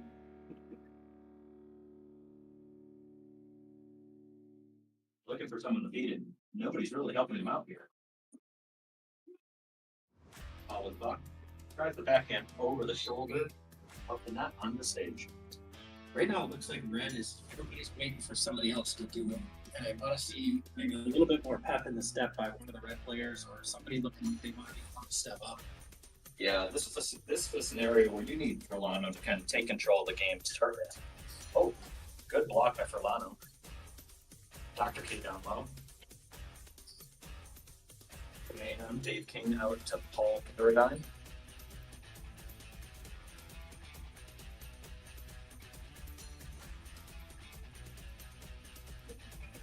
Yeah, congrats to Paul on his new coaching gig, which was announced this week, right? Yeah, what was it? He's the GM for Team USA Masters Women Ball Hockey. Is that? Did I get it right? I know he's the GM, and at the Masters division. Yeah. Yeah, I'm not very familiar with the whole tiering system. I just saw the post, and it's always good to have some representation from the Rfhl. Oh. What do you see there, too, going on? Yeah, I mean, it was a really smart play by Dr. K to get that pass, wait for Lano to keep moving down court like he did, and then he hit it perfect in time for Lano to pick the corner. Just And now we're a 2-point game. That's what we need to see out of Furlano. Get a few more points in that. Backhand out to Ramsey. Curry getting a stick on it. I'm impressed by Curry so far. He was a late-round draft pick, and he seems to be a great role player and a good addition to this Mayhem team. yeah, he definitely looked like he needed to settle in a little bit. Yeah, I think it helped that he played the Winter Classic ball, but he's used to playing ball. The puck can really change things up for you. So after that Week 1 performance, which was pretty good still, but definitely settling in and looking even better this week. It's definitely an adjustment. I mean, I remember playing ball my whole entire street hockey life, and playing with the puck in this league, it took me a solid season or two before I got used to it. Taz with a good long save. Furlano past Curry up along the boards to Dr. K. Dr. K backhands it over to Furlano and just can't connect and get in. That was a really nice give and go play there by Dr. K. It does seem like Fukushima is trying to get a little bit more organized with their play setups and not just dumping it from their end and hoping for the best months. And seems to be paying off, at least putting the pressure on Brett. I'd be interested to see if Fukushima ends up having more gas in the tank in the third period, and if that plays to their advantage as well, keeping it close but keeping their energy up. Dr. King with the long shot ricochets off of Brett and hits the basketball hoop, which is the automatic stoppage of play. Brett long shot by Blotz over to Kurt. Kurt looking for the pass over back to Blotz.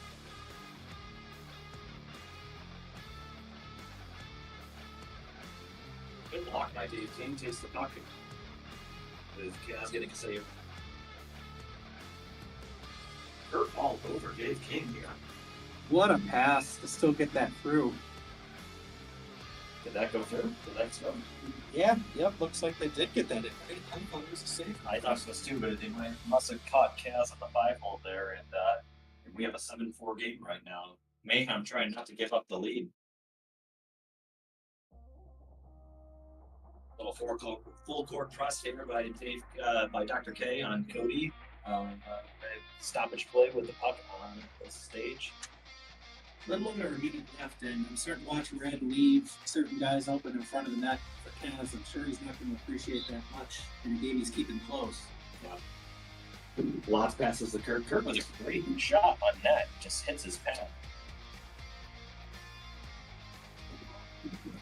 We have a little bunch up underneath the press box here. Feeds it out to Paul. Paul.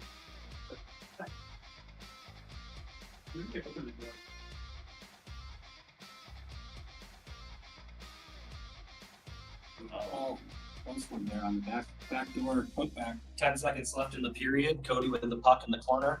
Let's see if they can feed it down and get one more shot on net. And Fukushima with the puck. Dr. K with one shot. Ooh, I feel saved by Brett, but he was off balance there. That was a good attempt at the end of the period. We have 7-4 in favor of Mayhem. Every once in a while, you get little shots that you know you saved, but you can't feel where it went, and so you kind of worry a little bit. And I think Brett just had in his mind there to just stay still and fall down. Absolutely. So, Brett showing that goalie of the year performance that we expect out of him. Kaz, honestly, with a great game so far too. This is a good offense that he's facing. To have a 7-4 game here going into the third period in Rfhl is fairly low scoring.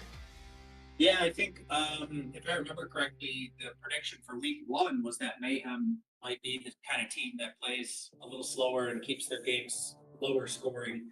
I didn't expect that on Brett, but it looks like both teams came into this game determined to play as much of a grind and low score and keep it tight kind of game as possible. Interesting, though, with Mayhem, because you have Paul Paradise, who is notorious for being at the top of the score sheet or near it in Rfhl. So to be kind of considered a more low-scoring team is a rarity, I would say, in the Paul Paradise team. Yeah, it'll be interesting to see if Fukushima can adjust. It seems like they're closing out periods well, but they're not playing the first half of the period enough to keep it the distance they need to keep it. Yeah, they made the good corrections in the second half of the first period, and I thought that translated into the second, and they went with the dump strategy again until the second half of the first. So the second half of this. So we're about to start the third period action here. Rfhl sponsored by Alt Bar. Alt Bar. Yeah, and by one of our great veterans in the league, Bob Hartman. Bob Hartman, if you are streaming the games over there at Alt Bar, we welcome you to the live broadcast of Rfhl. Yeah, if the shots are harder than we can shoot them.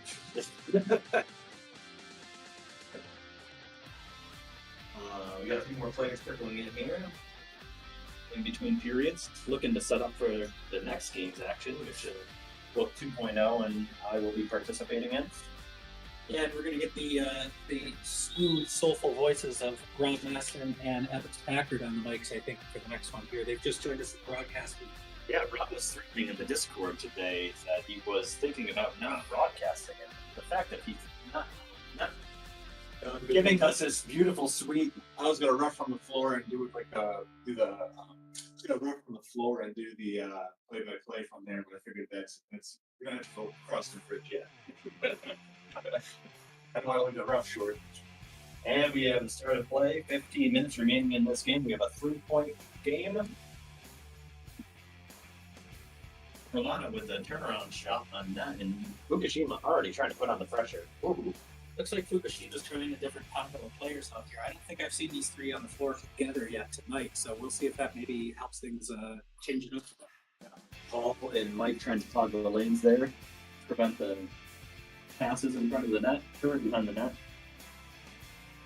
Dumps it all the way down and going to cover up by Kaz. Deep shot. Looks like it ricocheted off of Ramsey's back, and Curry passes it over to Paul. Paul with the shot on net, redirected by Kaz, into the corner to Cody.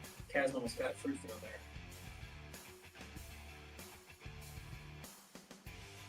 Curry putting the pressure on Cody behind the net, and comes up with a butt.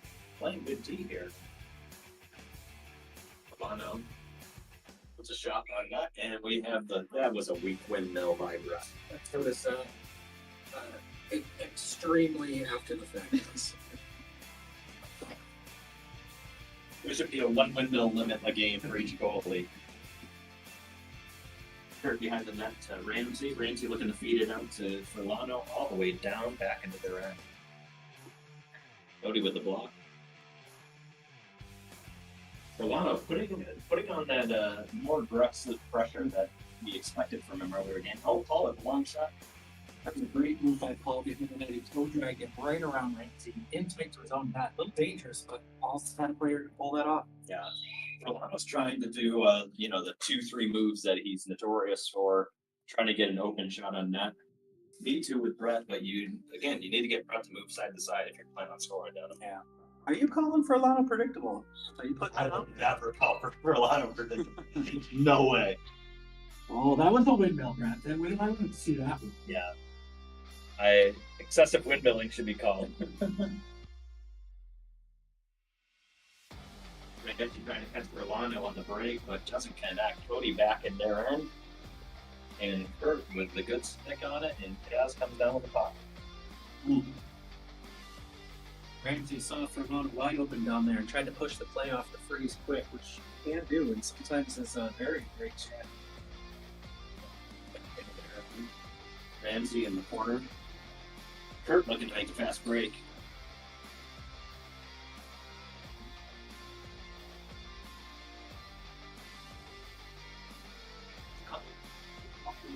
Oh, and he jams it in. Romano gets it, just putting the aggressive pressure underneath.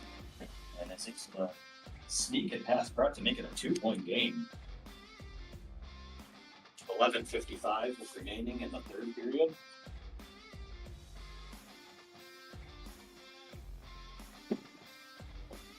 We know goals can come in bunches in this game, so that is not hard to find that.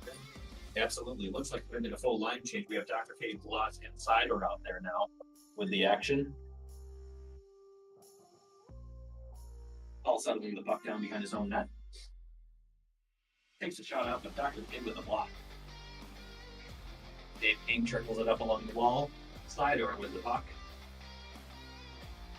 Oh, can't go.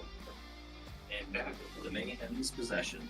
There was almost a nifty give and go by blocks there with Sidor, and it just got stuck under Sidor's foot.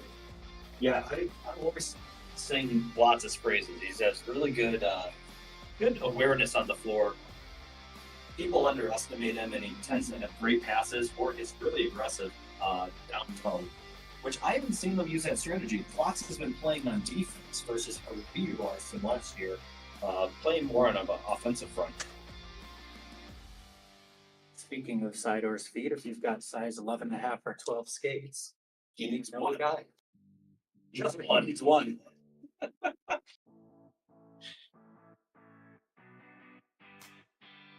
For more inside jokes, join the Discord. Great plug. Great. Started last week. Honestly, it's been a great addition to the league. It's been fun to Rfhl beyond Wednesday. Oh, it's a 24/7.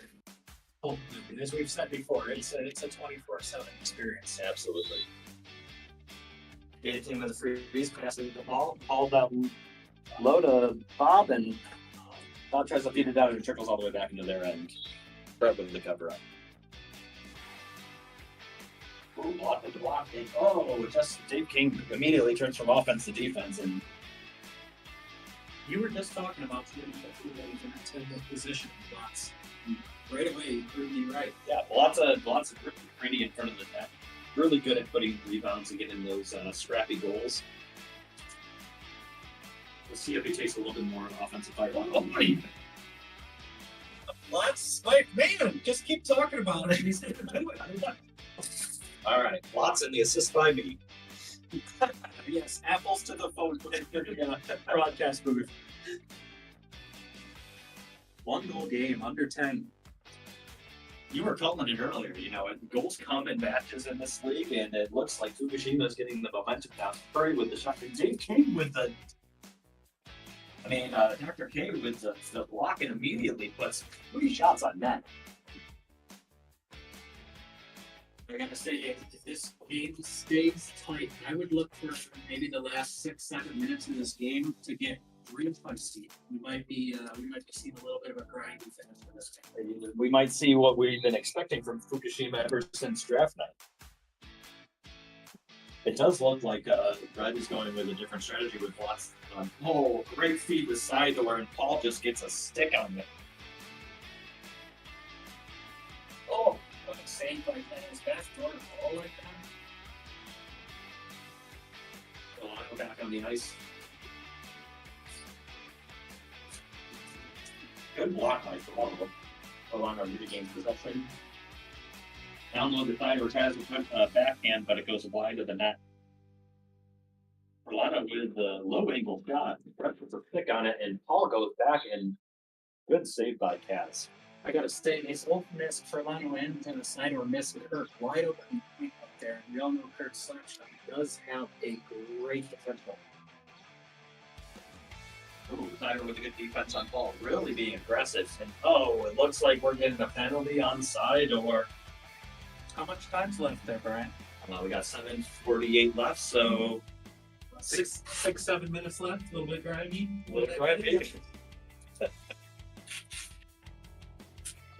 The RFHL's Tony Romo. He has a thing about we didn't predict places.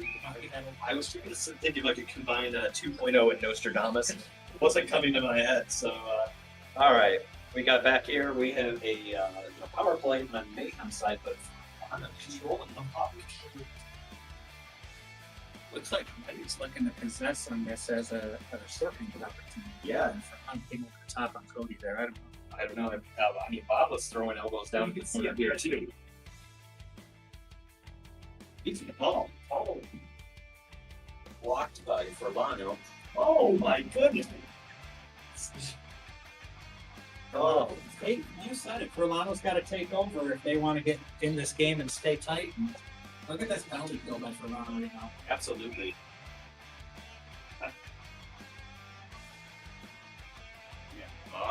We got a second penalty here on Paul. 12 seconds remaining in Sidor's penalty, and now Paul's going to the opposite bench. I thought that call was a little late. For a second, I thought maybe it was on Furlano, but it does look like we're in 2 It wasn't that bad. So we're going to have 12 seconds on 2-on-2 action here, and the Sidor will rejoin Fukushima. Yeah, right. Right. This should open up the floor even more for a few seconds at least. Dr. K with a long shot, right with the save. Cody with the puck, and we are back to 3-on-2. Sidor's, of course, coming in off the right bench, so he's coming in on the offensive half. We thought maybe the next year, but before him, right bench. Yeah, that can be often a good strategy in this league where they're not watching the clock and you kind of have the guy already in their offensive zone, and sometimes you get hit up. Oh, it's getting chippy down there. It is chippy. Exactly. Dr. K back with the puck in his corner. Feeds it up the blocks. Cody with the puck for Mayhem. Gonna maintain it behind his own net and double teamed by Blocks and Ramsey, and they come up with the puck. Dr. King wide open on the point.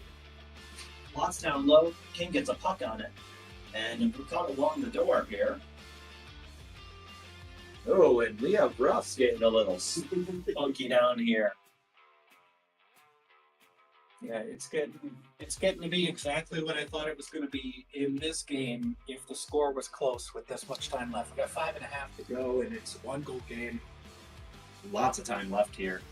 Mayhem kills their penalty. Paul back out there. Feed the puck to Paul. Paul with the first shot. Kaz with the save, but can't hold on to the rebound. I think Kaz got a tiny piece of it, but that post got all of it. Yeah, K-Flow getting in the action here. Paul with a long shot. Kaz covers up his blocker. K-Flow, Dr. K trying to feed it out to Ramsey. Unnoticed. Paul comes up with the puck. Tries to take it on his own and triples it just to the right of the net.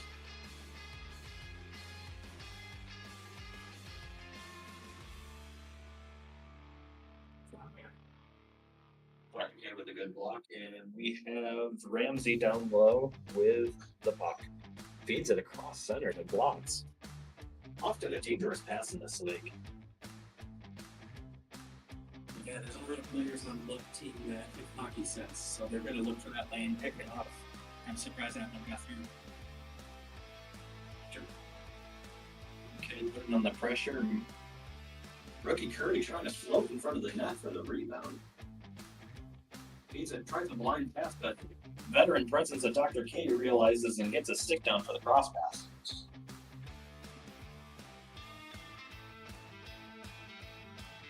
Cody back on the floor, fresh legs. Feeds it over to Paul and can't get the puck settled. Get up on him.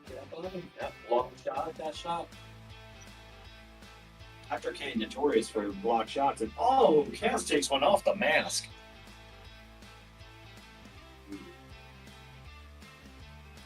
Blacks get their hands up there because the whistle went pretty quick, but I gotta say, I appreciate referees who blow that whistle on a puck where they lose it. As a goalie, when you're dangerously reaching out like that and the puck disappears for a second, those are the ones where you kind of hope for that quick whistle. Yeah, I understand the frustration on the Mayhem standpoint. They see still a loose puck opportunity and just going to come up with it, but they regain possession here.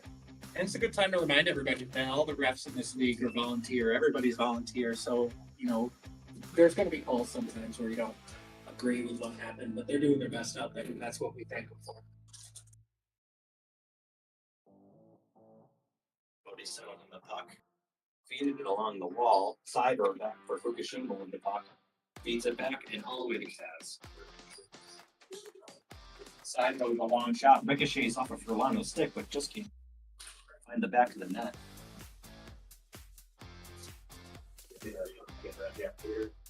2 minutes and 45 seconds remaining in the third period, and we have a 1-goal game, 7-6 in favor of the Mayhem. Cody dumps it in the corner, no one there. Side door back, regains possession for Fukushima. Fukushima all the way down to Furlano, waiting for the pass, but Curry gets a foot on it. Paul with the uncontested shot, and Kaz comes up with the puck. Curry with the puck behind his own net, feeds it along the boards. The Dave King deep, and we have a tripping up, but no call made. It looks like somebody who just lost his footing. Well, a lot of contact there by Sidewinders. It's a tight game, but I keep happening to a body first, and we're going to be careful about this. Yep. Deep in the corner for Ramsey, trying to find someone to feed it out to. Oh, Furlano trying to make the cut, and Brett covers up here. And timeout call for. You see who called the timeout? Yeah, it looked like Ramsey, captain for the Fukushima face-off, called that timeout. Smart veteran play there.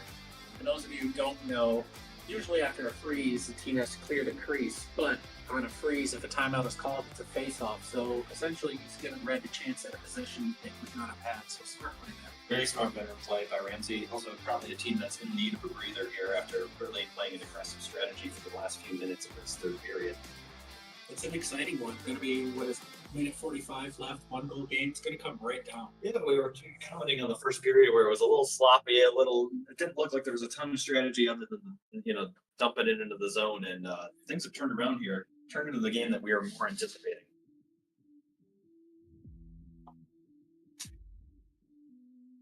Kaz looks winded as he's trying to regain his breath. A lot of action in his end over here. Paul's looking at the K-Flow here on the rough side, trying to figure out what that call was. K-Flow with his hands up, trying to play defense. All right, and we're back for the last 1 minute and 45 seconds of the second game of Rfhl action. Stick with us for the 8:30 game, where we have the Firestorms Hockey Club, the 2.0 and myself here, against, who are we even playing against? Tipsy Talking Twisters. Ooh, right at the same time, I like that.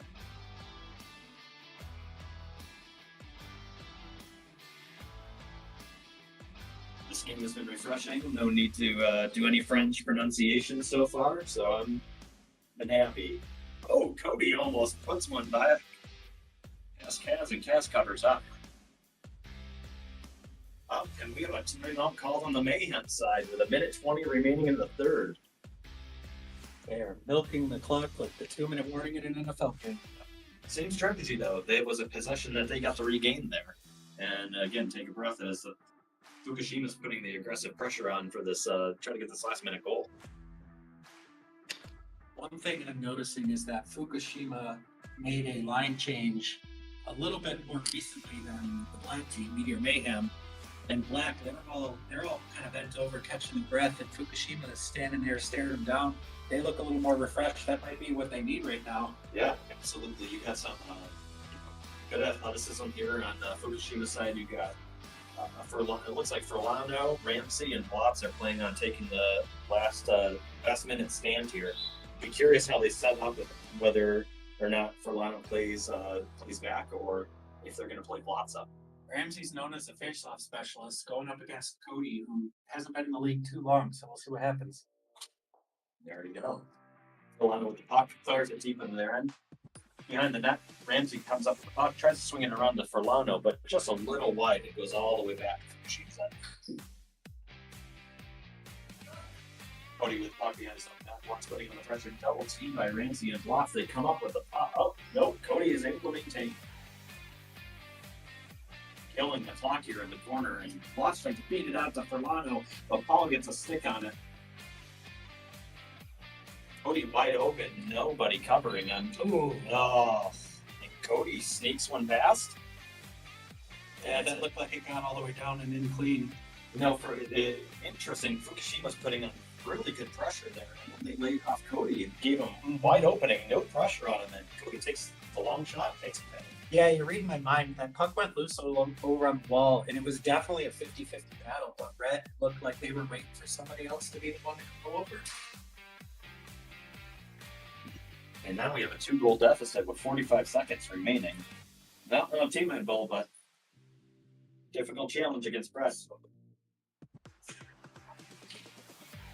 Snyder feeds it back down, and it's tough to see the action down below the press box there. Up, Snyder with the puck, tries to get one on contact. And it's in the redirect. Yeah, he's sure players that talks about the Dr. K. 21 seconds remaining. Feeds it, not able to connect with Sidar. Paul takes the puck, feeds it over to Curry, and a 5-hole on Kaz. That wasn't Curry, that was Bob Haynes there. Bob takes his hat off after the first period, and I'm getting confused with Curry. Couple of silver-haired RFHL Silver foxes Yeah, down I was here. gonna say. 10 seconds remaining, side over the puck, and it looks like we're just going to slow this game down. Oh, and tries to feed up to Dr. K. Ooh. And that is game 9-6 in favor of the Mayhem. And both teams go to 1-1 after week 2 of the Rfhl 29th season. I thought it was a great game. It was a closer game than the final score looks. And it was the kind of game where it wasn't as close as we thought it was going to be. And then it was. And it came right down to the wire. And That was a fun, exciting one there. We would normally do a little bit more color commentating at the end of this game, but we got to get ready for ours. You'll get to see the action in broadcast by Maston here and Alex Packer here. So, thanks for joining us for game 2 of Fatal Action.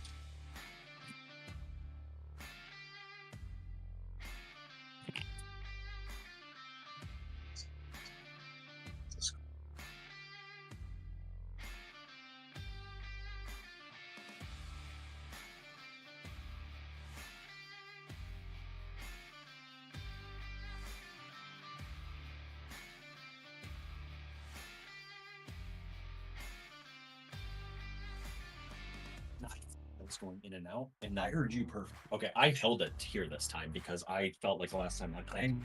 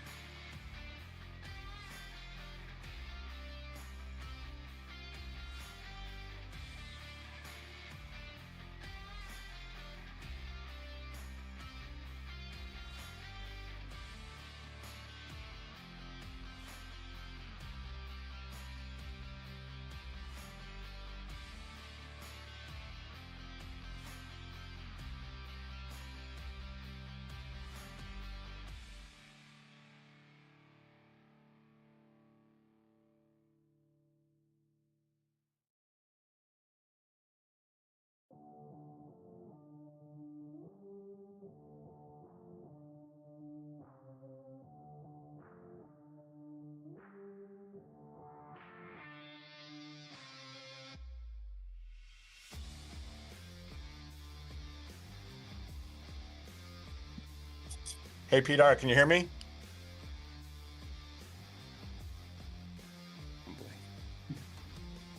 I got sibilance, so it would help if I did put it in, though. That's usually very helpful.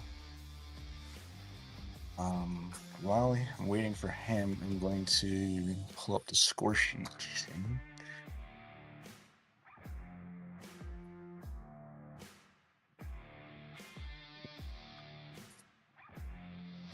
There's the square shape. There we go. Steps. So I'm gonna go. Oh no! Tipsy. Copy. Paste.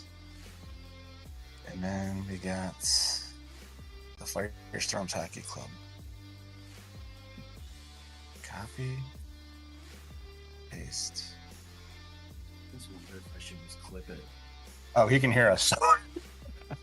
Yeah, I heard when you clipped it last week, somebody told me it wasn't working well. So wasn't yeah, it wasn't working well. So you literally have to hold it right next to your mouth like this then? Yeah. Hello, siblings. I think we are on the air, so to say, on YouTube Live. I've never been on live television. Oh wait, no. Just typing some stuff up before we begin here in our professional broadcasting. Wanted to thank 2.0 and Brian D'Angelo for the previous game. A big win by the Meteor Mayhem. The big win earlier today.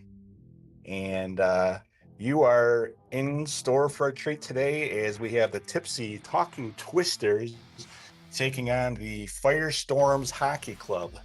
I'm joined here by Alex Packard as the clock begins to count down towards game time. And Peter is telling us to hold it closer to our mouths, and that's what we will do, so everybody can hear our voices. I am currently plugged in and I can hear you very well. So if we just eat the microphones, hopefully everyone will be able to hear us. You can hear what's going in the mic. No, nothing crazy happens because otherwise we're gonna blow your eardrums out. But I guess that's better than not being able to hear us at all. Absolutely. What's going on in Alex's digestive system?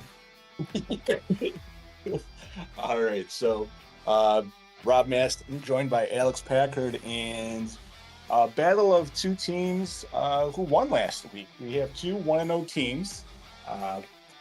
We have the Tipsy Talking Twisters, led by Captain Steve Newberry, and he's kind of gesturing for me right now, like he knows I'm talking about him. I don't know if he's got an earpiece in. Yeah, or that was what. a little weird. but he is captaining the Tipsy Talking Twisters, and then the hockey club. Like Jesus gives dislike hearing ability. Absolutely. And then the Firestorm Hockey Club, led by Bill Smith. And Alex, what are you looking for from the? We did this game last week. What are you looking to see today from the hockey club, the Firestorm Hockey Club? Yeah, obviously, speaking as a goalie, I'd love to see Kenton repeat his performance from last week. I think trying to remember back on that game, Kenton was the standout for me. I'm probably biased. I look to the Nets a lot. But Kenton made that game a lot further away in score than I think it should have been. It was a closer score than what was dictated by the final score. But a lot of that had to do with Kenton making really big, timely saves. A lot of the other focus that I had after that game last week was 2.0, his blocking, and obviously I think he potted 4 of them, if I'm not mistaken, last week. That's huge. Yeah. A big guy on your team to play defense and offense like that. That's kind of the standout for me for this yellow team here is their ability to block shots. That just seems to be a team of guys that don't mind getting up in front of the shot. Absolutely. It went a really long way with a heavy shooting team last week. And the Tipsy Talking Twisters are welcoming their top first-round pick, Ryan Conco. And, not to be outdone, 7th-round pick Kyle Crick is making his debut tonight for the TTT. Not to be confused with boobies. But they look for a strong game from John Horan as well, as he played really well last week for them. And Alex, what do you see from goalie Matt McCarchuk? Yeah, Matt's one of the maybe it's just because he hasn't been in the league for long enough to kind of be thought of as a name you go to for top goalies here. Or maybe I'm just not giving him enough credit. Matt's been playing solid since he started in this league. And I can't really explain his game. He kind of almost plays a hybrid. He's one of those goalies that he doesn't really make flashy saves, but it's because he's always in the right position. It's a lot like Mark is in that respect in our league. He's not a goalie that's going to make insane saves that you're flipping out about. Like, if me or Kenton kind of make a bigger save, it's because we're flailing most of the time. Matt is always in the right position, so he doesn't have to make those insane saves. He's one of those goalies that I'll tell my team week in and week out. If Matt can see you shooting the puck, he is going to make a save. You have to get a body in front of him. You have to make him move. You gotta get your passing down, and you've got to get somebody rushing the net. Otherwise, like I said, I'll probably repeat it several times tonight. If Matt can see your shot, Matt is making a save. And we made some jokes about this coming into the game, but Ryan D'Angelo and Ryan 2.0 Mulhern come in with 5 and 4 goals respectively for the hockey club. Coming off really great games, great goalie performance, great floor performance, equals a nice way to begin their season from Captain Bill Smith. And we are about a few seconds away from face-off here as the referees adjust the scoreboard, get their hats on right. And team's really getting the star treatment here. They're how long we're taking. Yeah. Only so much chit chatting we can do up here, boys. I was at the Sabres game last night, and it took less time to figure out. But the Sabres are a sub-ranked team, so we got 2 of the top RFHL teams here playing tonight, and we'll see what's going on here. We got some trash talk. No, I'm just kidding. Expect the gloves to be dropped. Yes. We could see the Kachuk brothers any second now, as both teams are giving each other a little bit of a razzing before the game starts. And referee Brett Siebert will be doing this game along with Cannonball Kurt, with Furlano taking some time to get back into the swing of things, as I believe he'll be a ref in training tonight. So we'll see how that goes for him, coming off of a tough game last game we had here on the RFHL Network. a 7-6. I'm sorry, an 8-6 win for Bob Haynes's captain-led team. And here we go. RFHL action on a Wednesday night. 2.0 takes it along the crack, looking for a wide open. We're going to do the same thing as Bill Smith and Paul Friedman are both on the court again. This time because now we have uniforms. And they look exactly the same. I have to see faces, and I can't really see faces. Bill Smith took a pass right out front from Paul, and almost connected for the first goal of the game. And it's funny too. I was just gonna mention the difference between the two is Paul's got his little dreadlock popping out of his helmet. Bill Smith has the exact same dreadlock popping out of his helmet. So that is the hockey hair of the RFHL, folks, right there. Tiny little dreadlock coming out of the back of the helmet. As we got a little bit of a confusion start the game here, just some back and forth. Teams feeling each other out. As Newberry plays the puck away from 2.0, takes it into his zone, played by Matt Whitmire, who gives a quick pass to the rookie, Matt Parinsky. Goes the other way, 2.0 with a quick shot. Rebounded by Bill Smith. Pass out to Paul Fredman, who has 2.0 in front of the net. 2.0 tried to make a nice pass, but Newberry was there to block it. And we have... And Fredman pulling rookie Matt's stick right out of his hands right there and just laying down on it. Okay. If I can't get to the puck, I'll just take your stick. Let's see. Is he walking to the penalty? I don't think he is. No, I think we're just looking at a turnover here. And Commissioner Sweet makes his way onto the court. He likes to come off the bench to start games. You'll almost never see Sweet start a game, as he does like to come off the bench, looking to... it's very scary with this team having 2.0 and Brian D'Angelo, and Sweet had a relatively modest game last week by his standards, but he's always ready to explode for 5 or 6 goals himself. 2.0, Sweet takes the puck behind his own net. He has D'Angelo on the defense. Like what I'm seeing so far out of the Twisters, looks like this is a team that's not going to let you get a lot of breathing room. Kind of one of those teams you're going to have to make a really quick decision. They seem to be very quick on the puck. Yes, and they're all playing man defense. And is that Conco out there for the first time with the white? Is that Conco with the white helmet? Yeah, Conco with a white helmet. He has. Nobody needs to strap their helmets in this league, I guess. I guess that's the cool thing to do. Yeah, you gotta let the ladies see your hair or lack thereof, I guess. And Conco with his first action of the season. He plays the style of Newberry too. They're both very quick and defensive oriented, but can beat you on a quick goal as well. So fits in right with Newberry's look there. I'm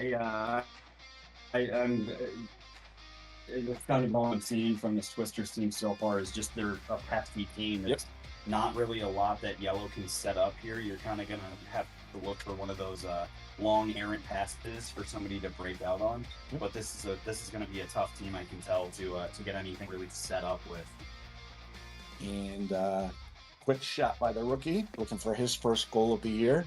And we have 11:37 left.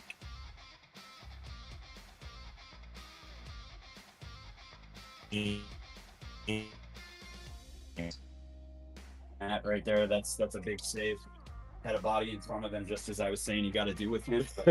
Get rubbernecking on that one, but you think that they're... Ooh, and Stolt had his pocket picked by Kyle Crick there. Good move by the savvy rookie, or by the savvy veteran. Nobody has called Kyle Crick a rookie since the 1980s. And he will have words with me after the game for that saying.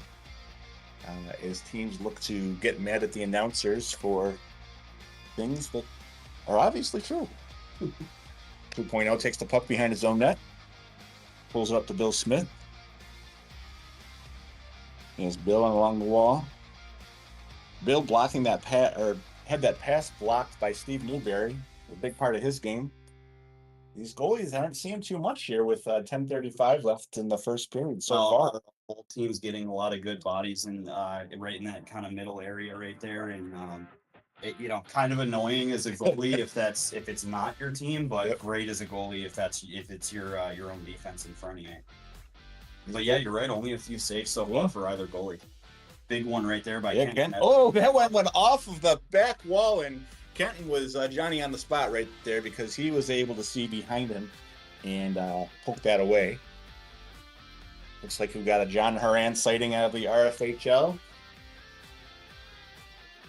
Horan had a great game last week by all accounts for the Tipsy Talking Twisters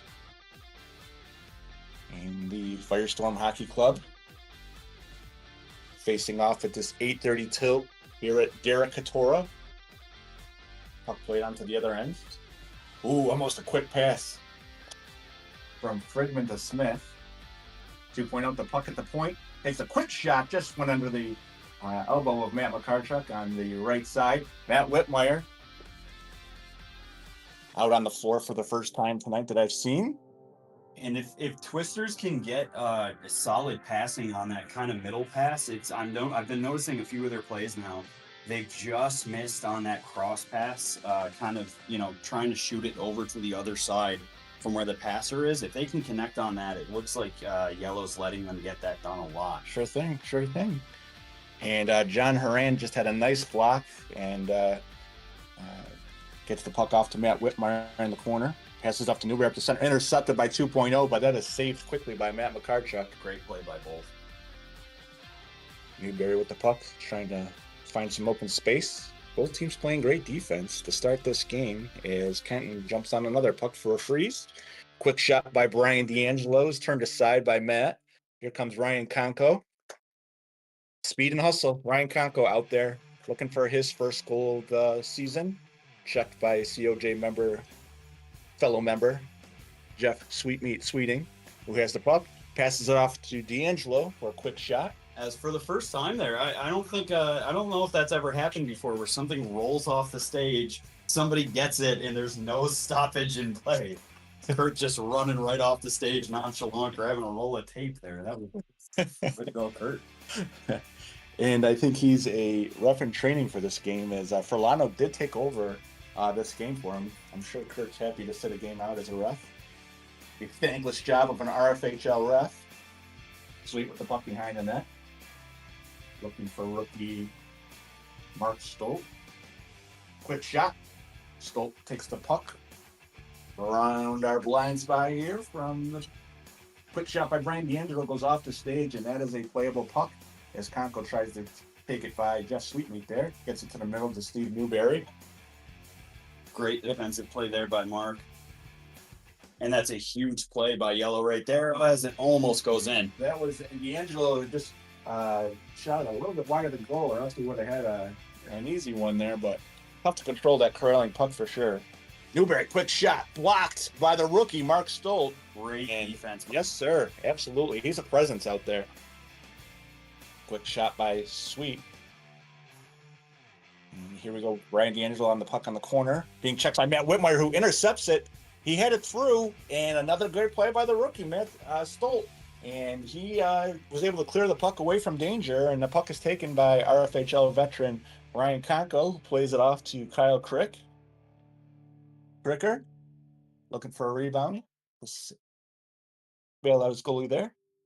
And I think rookie Mark right here has he's found his bread and butter. Huge save by Matt on that play right there. Yes. Rookie Mark found his bread and butter right there, kind of right at the top of that free throw line. Yep. Seemed to be real comfortable, blocked about 3 shots, and then got a nice clear for a great scoring chance. Great presence out there for sure. Good presence. And we have the puck taken by Conco, who takes a backhand well wide of the goal. Played by Stolt. Puck goes off to what appears to be Bill Smith. Oh no! We have a wet spot on the floor, and Stolt was a trip there. Looks like he's okay. Just kind of one of those. Who was that? Okay, was that a Conco? I see him point towards the bench. I don't know if that puck ever left the floor. Those are the tough ones. Yes, always like yes, it was. It's right there. Ryan Conco is on the board with his first goal of the year. Had to sit out last week's game due to illness. She's back in the fold and makes the Tipsy Talking Twisters a 1-0 lead with 5:30 left in the first period. And you know what we're going to do this week? What we didn't do last week is we're going to update that score for you. Okay? I know we got a lot of complaints, and I'm all over it, as I'm going to give them 1, and I'm going to get a check mark here, and hopefully You guys can see that as the Tipsy Talking Twisters take a 1-0 lead. Got some crisscross playing down below. I know you can't hear it over our beautiful music, but boy, this is some oh, and a backhand by Stolt, and Matt McCarchuk was there to stonewall him. Great play from behind the net, and I'm saying that tonight, right now, he's going to score his first today.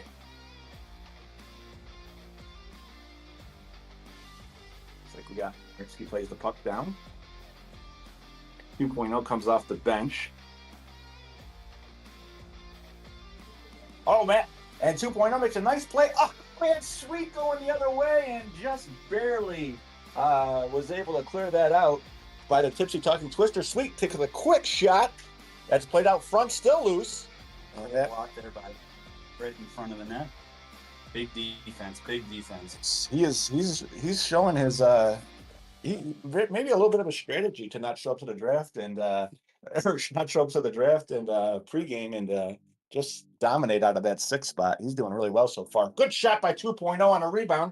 Sweet's got the puck at the point, looking to pass, and that puck goes wide onto the stage with 3:52 left to go. And if you're yellow here, just keep doing exactly what you're doing. Matt's having to really crank his neck to see all these shots that are coming in. He's doing great with those leg pad saves. But if you keep bodies in front of him there, you're gonna connect on one of them. Sure, absolutely. And they're down 1-0, so very much in this game. Early in the first period, puck is blocked. That was Bill Smith with the block and almost had himself a little mini breakaway from the point. 2.0 quick shot after being fed by Commissioner Sweet, and it's still a 1-0 game as Matt McCarchuk is right there for it. Newberry plays the puck down to Matt Whitmire. Looking on the floor. Now John Horan has a shot partially blocked. Looks like Sweet's got the puck the other way. Oh, a good poke check by Newberry. Matt Whitmire takes it the other way, but that shot is wide. Lots of fast action after the slow start by both teams to start this game. And we have a 1-0 lead still by the Tipsy Talking Twisters on a Ryan Conco goal. Sweet plays the puck off the wall, has 2.0 right out front, and that one just went through. Looks like Paul Fridman was just barely missed on that one. 2.0 to Sweet, quick shot, and another great save by Matt McCarchuk as he's stonewalling them here in the first period. 2.0 plays the puck up top, looking for an open man, takes a quick fake shot. And that one goes past the stage. And here comes the Talking Twisters. The other way, a behind the back pass to Newberry, which 2.0 almost intercepted it. Not the team you want to be making blind passes. Sure. No, yeah, a lot. I'd say both teams. And that's if you're gonna pass with either one of these defenses, you have to have your head up. Just right there, another turnover. Yep. Great defensive playing by both of these teams, right? Oh, and Sweetney takes one of those turnovers, takes it down the right side, and finds a streaking 2.0 for a 1-1 game. And exactly what I mean right there. Perfect pass right through the middle. You got to make the move. That was a perfectly executed play. Couldn't have done it better myself. And guys, I'm not sure how many of you are paying attention to the screen, but it is a correct score, 1-1 with 1:30 left in the first period, as the Tipsy Talking Twisters have it in their zone, looking to get the go-ahead goal here. Matt Whitmire playing it, checks over his shoulder. Quick pass to Newberry. He has a hard charging Paul Fridman on him. Oh boy. Looks like we have a... Not sure what's going on here. It looks like there's a bit of a hold there, but I'm not sure who it's on. As Kenton comes out of the goal to play a puck for Matt Whitmire. Passes it back to Newberry. Newberry's to take the puck behind his own net, take a breath, fresh air, and look for John Horan, who's got the puck up, who's in front of his own goal. Quick shot is blocked by Stolt. Another great play by Stolt. And I really like the way they're subbing here, because I've seen him on the floor 3 times already in the first period, and that's just good, you know, getting your energetic players out on the floor there, Alex. Yeah, again, and I think you called it. I think he gets his first goal tonight. He looks real great. Yes. And D'Angelo looking for quick shot by Matt Whitmire is put aside by Kenton Swade, and he's got himself a 1-goal period as well. Nothing to sneeze at with the way the games went earlier. 1-1, very low scoring for RFHL standards, even though it is going to first period. Stolt with a quick shot. There it is! His first goal of the season. His first goal as an RFHLer.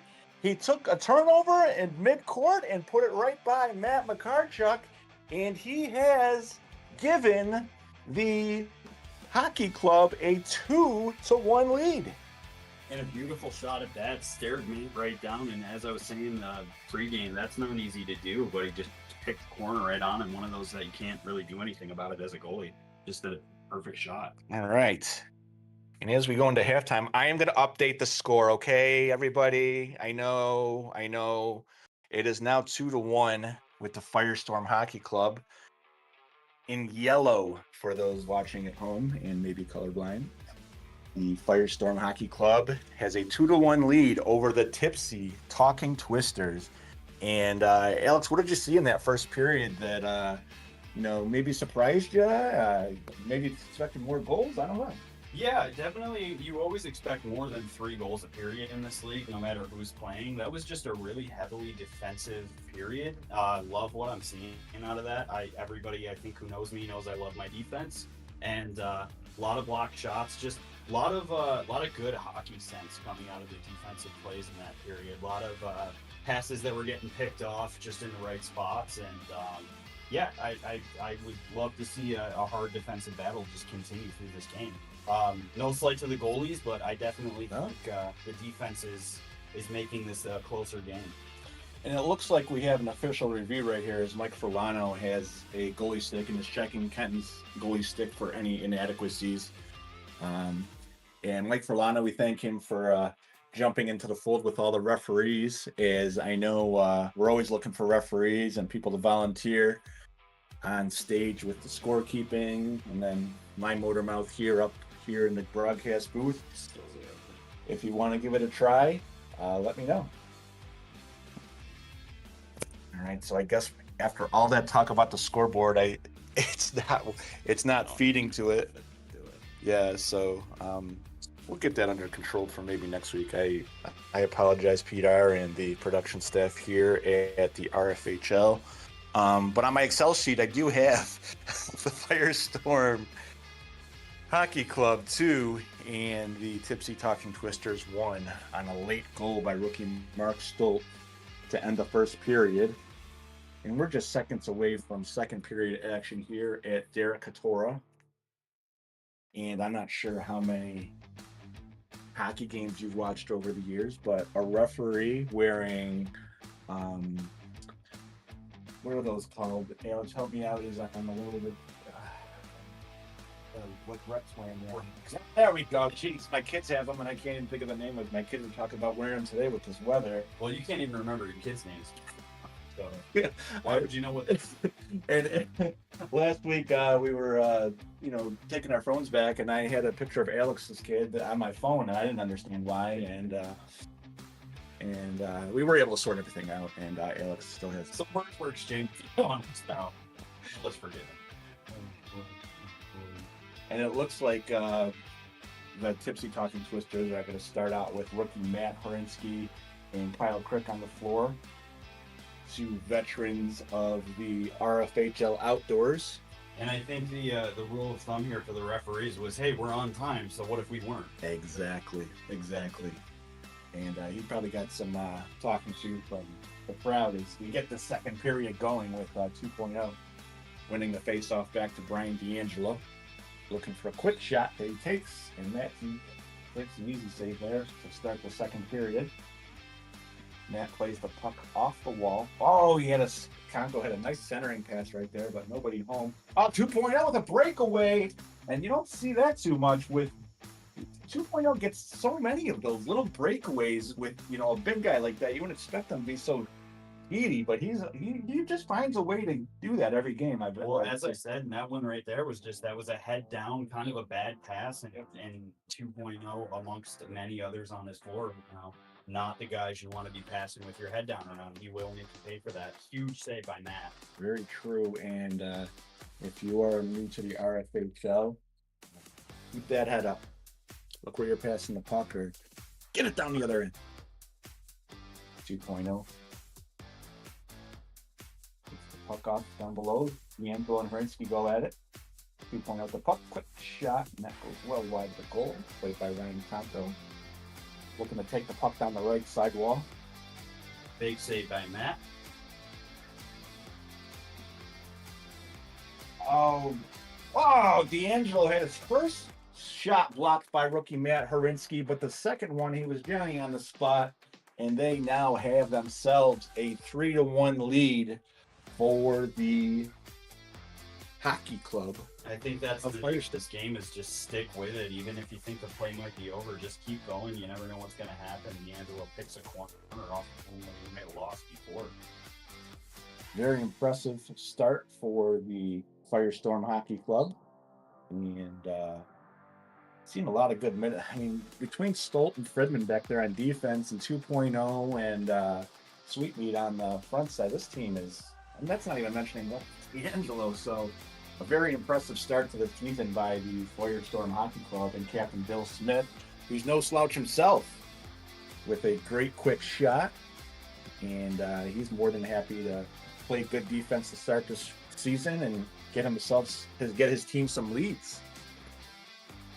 And I think we're seeing a bit of a reverse here from the start of the first period to the start of this one. It seems that Yellow here now is the team that's taking charge and not giving the Twisters any room to breathe. Absolutely, and it's kind of I think we had that kind of a reversal of fortunes last week with the hockey club against the Tsunami Tacticians. So very consistent so far to start the season for the hockey club, the Firestorms Hockey Club. Sweetmeat plays the puck, looking for a wall room, has it, plays the puck down there to Paul Fridman. Fridman has a bouncing puck off the goal. They go over to Ron Horan with a quick shot by Matt Whitmire. Had Kenton going the other way, but that puck went well wide of the goal.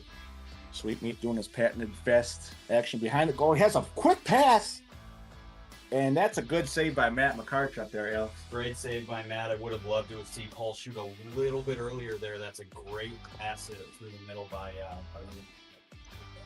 All right, it looks like we do have Bill Smith on the court right now, RFHL veteran, looking to find his friend and teammate Paul Fridman out front. Has Sweetmeat playing at the blue line. And like you said, good defense. Quick shots by John Horan, who was able to get a loose puck and take a quick shot on Kenton. But that puck was gone wide, and Sweet with about his third shot off the back of his legs there. He's feeling it. And he wears the necessary RFHL equipment. He just takes so many injuries, weird injuries for this guy. As much as an effort as he puts into this league as a commissioner, he does have some tough injuries that happen to him every once in a while. Quick shot by Paul Fridman. Oh, and Sweet almost had a nice rebound. Played to the corner by John Horan and was checked by Bill Smith. Matt having to make a lot more saves at the start of this period. He's keeping his team in this one right now. Sure is. And I feel like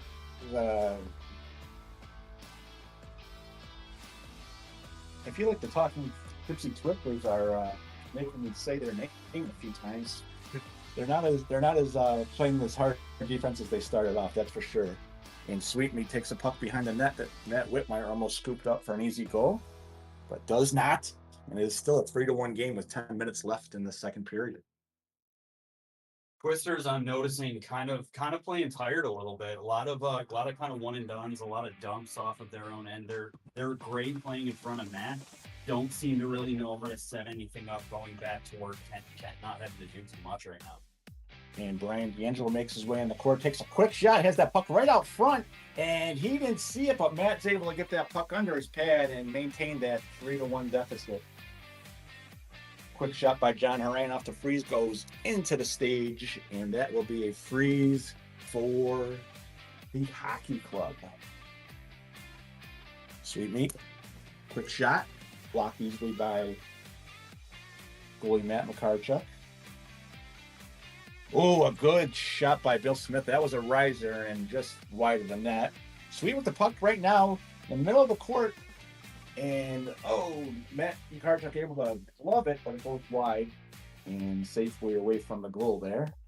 Worth mentioning Kyle Crick's nice long flow. I haven't been able to focus on much else. I'm mesmerized. You know, I give him a hard time about it, being an old man. He's a great player. Just as I mentioned the Wow. luscious locks. That is a reverse Collinsworth jinx as Kyle is able to score his first goal of the year. And all jokes aside, that's actually a huge goal for them. Oh, absolutely. Absolutely.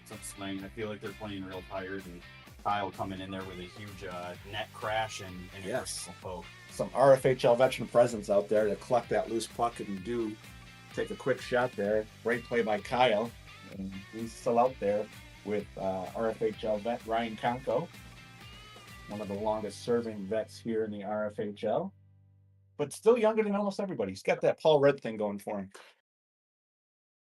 2.0 with the puck on his half wall.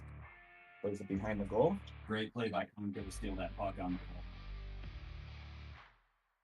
Puck's still in the corner. Conko playing a little deep away. Sorry, one more throw up on the wall. Was it? Oh, Sweet had a puck go off of Matt Horinsky and almost had a quick, cheap goal right there. But is there any such thing as a cheap goal when the puck's right next to the goalie? Maybe in the NHL, but not here in the RFHL. Conko plays. I'm sorry, that's Sweetney with the puck. Passes it off to Ryan D'Angelo. And Sweet is doing a great job of setting up his teammates for goals today. We saw one by 2.0 earlier, and Brian D'Angelo was almost a recipient of another great pass by Commissioner Sweet. And I think that's a lot of the key to the offense of the Firestorms, that they've been great. They look great 2 games in now. Their passing it's just one of those teams that they just seem to gel really well with each other, and the passes they've been crisp and dead on. Yep. And Sweet takes the puck on the half ball, quick shot, goes wide, but 2.0's there. Oh, almost had a chance for a quick shot. D'Angelo up there takes another quick shot. Matt Horinsky had the puck up the middle. Oh, good play. As 2.0 almost had a 2-on-1 there, was broken up by rookie Matt Horinsky. 2.0 with a quick shot. No, he didn't shoot it. That was some Nice little block. some CGI magic or something from my eyes. I don't know what that was. Beautiful save by Matt there down at the end on 2. Another big save by Kenton. Kenton takes right after his fellow goalie and makes consecutive saves by our RFHL goalies. Very low scoring game, 3-2 here still with 6:14 left to go in the second period. And the hockey club, the Firestorm Hockey Club, with a 3-2 lead. Good save by Kenton as Matt Whitmore was coming around the corner there with some steam. Coming up there with some steam. And Paul Fridman tries to clear it away for his goalie.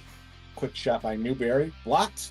Oh, I don't think Kenton saw that one. And Matt Whitmire had another chance right in the center of the goal right there. Nice little series by Kenton. Way to keep himself in that one. Sure was. You can tell where his, defenseman came last year when he played with us. As he was more of a defenseman there than a goalie. Great play by Kenton. Oh, gorgeous And my mark right there. go with making his play for Rookie of the Year in this game, and he has given his hockey club, in both sense of the word, a 4-2 lead with 5:14 left to go in the second period. And he was able to kind of coast that one in, Alex. I was just gonna say, John Fost there literally just end to end brings it right up right up the wing. Nobody even looks him off. He just puts it right where he wants it. Perfect shot. And boy, Alex, you and I have done both games for the hockey club, and they are looking very scary right now, in my opinion. And they just put in another one. Right as you say, just up, and as we were saying before, perfect pass, perfect tip in. This team looks like a Week 10 team right now. And I don't know what to call them, the Sith brothers. Maybe they both have black helmets on. Bill Smith from Paul Fridman, or Paul Fridman for Bill Smith. Either way, it's a 3-goal lead for the hockey club. Newberry looks to take charge. Quick pass to Kyle. Save made by Ken Sway. and that puck is played to the other end by Paul Fridman. Paul Fridman, one of the leaders in blocks. He's got a lot of them on his side today, and he's able to put the puck into the goalie, and Matt McCarchuk makes the save, and it is still a 5-2 lead for the hockey club. If everyone wearing a yellow shirt is not top 10 in blocks this season, I won't. I'll be shocked. Crazy. And then Kyle Crick able to take another save, or take another quick shot that was right on net, and Kenton's able to make a nice save there. Matt took a shot off of the corner of the net and was able to set on top of that one. And I'd like to see the Tipsy Talking Twisters get off some shots here and challenge boy Kyle Crick. Kyle Crick was right there in front of the net in front of Kenton again. And John Haran got away with a hand pass in his own zone, and he turns around and laughs because he knows he can't play that one. And somehow Brian D'Angelo getting open for another quick save by Matt McCarchuk. Yes. So glove save by Matt there. He had Brian D'Angelo streaking down the other side and was able to make a nice little save there. All right, John Haran with the puck. Looking for a partner to pass the puck to for a quick shot. Nobody open, so he gets the shot blocked by Bill Smith, who takes a quick shot on Matt McCarchuk, and he makes another save. That play right there kind of indicative of the second period for the Twisters. Not really a lot of people moving, not a lot of net rushing. Kyle Crick being the one who is looking like he's trying to jump into the net there, and he's the one who's got the goal for them this period. I'd like to see more of that. As Kenton's stick right now just chilling on the side of the net. He grabbed it. Finally got it. What happened there? I didn't even see what happened there. I think it's just one of those you're okay. in the wrong pocket. Gotcha. You're forced with the decision of, do I play with a stick? Yep. Do I look like an idiot trying to swing a stick on the net, or do I just give up? And he gave up there, but thankfully his team kept it away from him. John Haran with a quick shot put aside by Kenton. It seems every time that the Twisters take the shot, you have the hockey club going the other way with a good block. It looks like their good blocking is leading to some breakaways today, and love to see that if you're a hockey club fan. Firestorm Hockey Club, established 2025. Bill Smith with a good pass right off to Brian D'Angelo. But right there, I mean, Firestorms are just getting these beautiful looks. It's almost like they have an open man every play. Twisters, if they do get that turnaround, nobody's breaking out for them. There doesn't really seem to be anybody there to create a play. I think they should kind of take what Firestorms are doing and kind of make an adjustment in the third period here. Sure thing, absolutely. And I hope they can hear you talking, because I 100% agree as to what's going on in this game. 5-2 lead for the hockey club. Matt Arinsky looking to break through center. And now we got Konko doing his thing as one of the best forecheckers in the Rfhl. Huge save by Matt on 2.0 there. Matt keeping his team in it. He really is. He really is. I think I want to say they've been outshot at least by 2-1 margin, if I had to guess. And Matt Whitmire plays the puck for the Talking Tipsy Twisters off to Ryan Konko. Good play by Stolt. Keeps the puck out, and he has another breakaway for 2.0, and he just barely missed it there. Good defensive play by John Haran on the other side, and had Matt Whitmire going around the end. And Kenton plays the puck, and that will be a freeze. Mark Stolt, quick pass. Looking for 2.0 behind the net. And looks like the puck is played to the corner. A little bit of a lull there. Oh, that was a quick shot by Matt Whitmire, who almost had a rebound. Konko was almost there, right there on the spot he needed to be for a quick rebound. Konko looks to put the puck out front, but it is unable to. Good defensive presence by 2.0 and rookie Mark Stolt. And we have ourselves a 5-2 hockey game going into the third period, as the Firestorm Hockey Club is up on the Tipsy Talking Twisters going into the third period. You mentioned, some strategy that maybe hopefully the Tipsy Talking Twisters might take to heart. Are they a third period club, Alex? They gotta hope they are, because right now that second period, not awful by any means. I think they played well down low in front of Matt.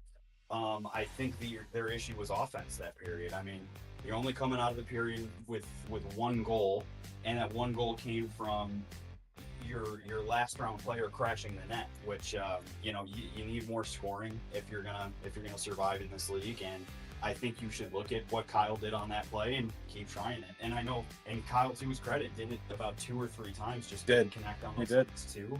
But I think more bodies to the net, just taking their time on those rushes. You have 3 seconds in that 3-point arc. You need to take that time. Look up, get your head up, have your team break out, have a guy park himself kind of in the middle of the court and have a guy just shoot right down to that other side of the net. They're not doing that. All 3 guys are hanging back, and it's kind of screwing them because, as I said, at the beginning of the game, if the goalie can see the puck, he's probably going to stop it. Yep. We're no longer in a league where hard shots from the 3-point arc go in every time. We're in a league now where that's probably not going to go in every time. So. And we are ready to start this third period as the 1-minute whistle goes. And the game following this one will feature both of your broadcasters as the Sidewalk. Wow, I made the team name and I still can't get it right. The Sidewinders take on the Tremblements. Yeah, you did it. You just did it. I just did it. Sweet. That was beautiful. Shoot me a tariff. And looking forward to that game as you see players start to trickle in from both teams. I know we're going against one of the league's tougher goalies and Mark Zager. And you'll be between the pipes for us for that game. And we look to play some better defense for you this week as we're looking to get our first win on the board. Excited. Full team here for kind of a redo of a week 1, if you will. Sure, absolutely. And we were missing 2 players last week, including perennial league leader in scoring, Brad Haynes, and a rookie that I'm very excited about to bring into the Rfhl. One of my neighbors down the road, Andrew Keller, who has played Rfhl Ice before. He'll be taking the stage for the next game. And here we go. Third period action. Tipsy talking Twisters. Quick shot, and they get right up to what they need to do. And they do bring defenseman Kyle Crick, who had a great game so far for the Twisters. And he looks to move the puck forward. Looks like we have Conkle going helmetless with the third period. So see if that helps him out a bit. Maybe with this vision, I could see that as something that could potentially help out. Quick shot by Kyle. Pretty boys, a little mess up is That's right. It's for that's right. Looks like Ken was able to freeze the puck. Quick shot by Sweet goes wide of the goal, off the stage. That makes it playable. And Brian D'Angelo on the offensive end with the puck. Nobody's going out there to challenge him. He takes a quick shot, and that is a 6-2 game. And you got to question. It seems like they all caved in right there, and Brian D'Angelo's like, all right, I'm going to come out to the corner here, and I'm going to become one of the league leaders in goals still. And I was noticing that last period, too. The Twisters seem to have a gravitational pull to Matt. Kind of all 3 of them just surrounding him. And D'Angelo, again, just taking his time, picking his head up, noticing that's happening, pulls himself back. And D'Angelo's got an accurate shot. You can't see that guy have his moment. Wow, and just a great game so far by the hockey club. I mean, there's not one player who has not contributed to the cause either. This team is very good right now to start this RFHL season. As John Haran looks to make the Tipsy Talking Twisters bring it to within 1, or bring it within 3 with a quick goal here. As Matt Whitmire plays the puck out front. Matt's a goal scorer himself. And that right there, that's a big play right there for them, kind of crashing that net like I was talking about before. And D'Angelo noticed that there was a little bit of a lull getting back for the Tipsy Talking Twisters, and he's able to go right through the middle and almost had himself a nice, quick little goal right there. And another shot to Kent Swade, right aside. And quick off the freeze is Sweetmeat. And it looks like Matt McCarchuk will freeze the puck for the TTTs. And it looks like the puck hit the board. So that will be a hockey club possession with a 4-goal lead. Sweet is off to freeze, waiting for a whistle. Gets it. Plays the puck off the corner. Played by Bill Smith or Paul Fridman, both on the floor now. Man, look at that combination. Just, Bill Smith with the snipe, Paul Fridman with the defensive play, and a lot of turnovers off of it. And that's been the bread and butter so far for this hockey club team. Matt Herinsky looks to pass the puck to Matt Whitmire, but that's scooped up by Kent Swade. Quick save. Bill Smith, quick shot. And you can just see the difference of these two teams. You've got the Firestorms, you have a guy in each section of the court. You have a 1, 2, 3. It's clearly defined every play. Yep. If you look at the Twisters, it seems like every guy wants to play the other guy's position. There's no guy kind of breaking out for a pass, and if he is, it doesn't seem like there's a pass getting to that guy. They have to clean that up if they want to get some offense going. And great point by you, Alex, as you see that you don't see them running into each other quite as much as the Twisters right now. Newberry plays the puck. And that is a goal by Mr. Matt Whitmire, and I believe that is his I'm taking a look at the stat program given to us by our previous announcers, and we do appreciate that. And I believe that is Matt Whitmire's first goal of the year. And I apologize, it was his second goal of the year. That's goal it was. Just kind of again picked his head up. Like I said, took his time, picked his head up. Great shot right between Kenton's legs. And this is a 3-goal lead for the hockey club, and you'd like to see them put the pressure on and the forechecking on right now. Is another quick shot goes through. Can't give 2.0s those quick shots as Conko's able to block it. Looking to get the puck into the zone, and it's covered up by Kenton Swade. Twisters are going to want to build off that goal they just had there. I think if they're going to win this game, it's going to have to come in bursts. I don't see them coming back from, even though it's only 3-goal deficit, I don't see this team coming back and score kind of once every 5 minutes here. Just with the way the Firestorms are playing. Oh, it's current chumps. And right on cue again, Alex, is Conko took a turnover right there in the middle and was almost able to convert, but Kenton Swade there for the save. He's playing extremely well this year. Absolutely. Looking great for his team. Cal Crick for the TTTs to get it out of into the offensive zone. Played by Conko. Newberry looking for some spacing. Intercepted by Bill Smith, who takes the puck back and does the smart thing when he's up by 3. And with 9:30 left in the third period, a very smart play by Bill. Awesome heads-up play there by Bill to disrupt that cross-court pass because the Twisters finally started getting it down where they had Kyle rushing over on that wing, but just a great read by Bill Smith. That's a game changer right there. And Sweetmeat off the bench, looking to spark a quick goal for the hockey club. Puck goes wide. D'Angelo was streaking down, but played nicely by Ryan Conko. Turnover, but Sweet with the turnover up the middle, and another great save by Matt McCartchuk. With the score, he's given up 6 goals so far, but you know what? Let me tell you something. He's playing really, really well for the Tipsy Talking Twisters. They gotta love the way he's been playing so far with the onslaught that has benefited. As goalie, I always think if you've made more saves than your team has shots, yes. I'm not taking stats I don't know. No. The amount of saves Matt's had to make this game, those 6 goals are not his fault. No. I can't think of one that he could have done something right differently on. And right there, you got a big glove save. He's looking great for his team. Yes. And D'Angelo's got another shot from the point, right, and he blocks that too. Right off the skull. Newberry looking for an opening. Oh, good pass to Matt Herinsky. He had him going streaking, but Matt was able to corral that puck and takes the puck into the corner, tries to make another play, blocked nicely by 2.0, and he takes the puck and fires it into his offensive zones on a pass intended for Brian D'Angelo. Here comes Newberry with the puck, trying to get this game within 2 goals for the Twisters. Good play by Matt is he's able to play some good defense on Sweetmeat right there, and he was able to take a quick shot off of it. Great play and a good save by effort by Matt on this shift right here. I was watching him in front of the net there and doing everything he can to try and get in Kenton's way.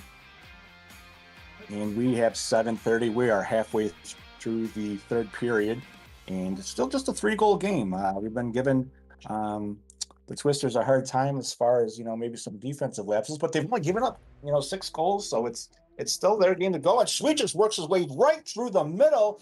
And what a great save by Matt McCarchuk as Sweet gives him a quick nudge there. Wow, what a great save to keep them in this game. Perfect sense. I mean, that's exactly what you want out of a goalie right there. Just keeping his team in it, give him the confidence to keep going here. A lot of time. Oh, now I couldn't see if that puck might have been blocked, but he had Bill Smith going through the goal mouth right there and almost converted another one. That would have been a backbreaker for the Twisters. Oh, and quick pass. Who's on the defense? And John Horan was on the defense there. Great play. Matt Whitmire takes the puck into the corner of the wall. John Horan saying you guys aren't going to come back and help me out the road. He absolutely did on that one. And he saves his goalie, Matt McCarchuk, a save there. And Horan playing Sweet. Quick rebound, backhanded, blocked by Kyle. Kyle with another great play. Good defensive effort by Kyle on that play right there. Had a big block. And here he is. Quick shot. That puck is played around the net. Ooh, Horan almost had a loose puck, but Kenton was able to cover that. Will Smith to Paul Fridman.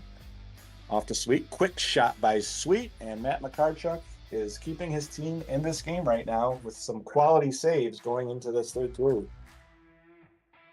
Chanko, the puck. Patient. Takes a quick save on Kenton. And Kenton's there again. Cover the side of that post. That's a great cover because you had Matt cutting in right in on there. If that puck falls out, I think Matt hits that goal. Absolutely. And Bill Smith with the puck. Passes it down to his teammate Paul Fridman. Bill with a good pass. Huge. And that, I didn't even see that one.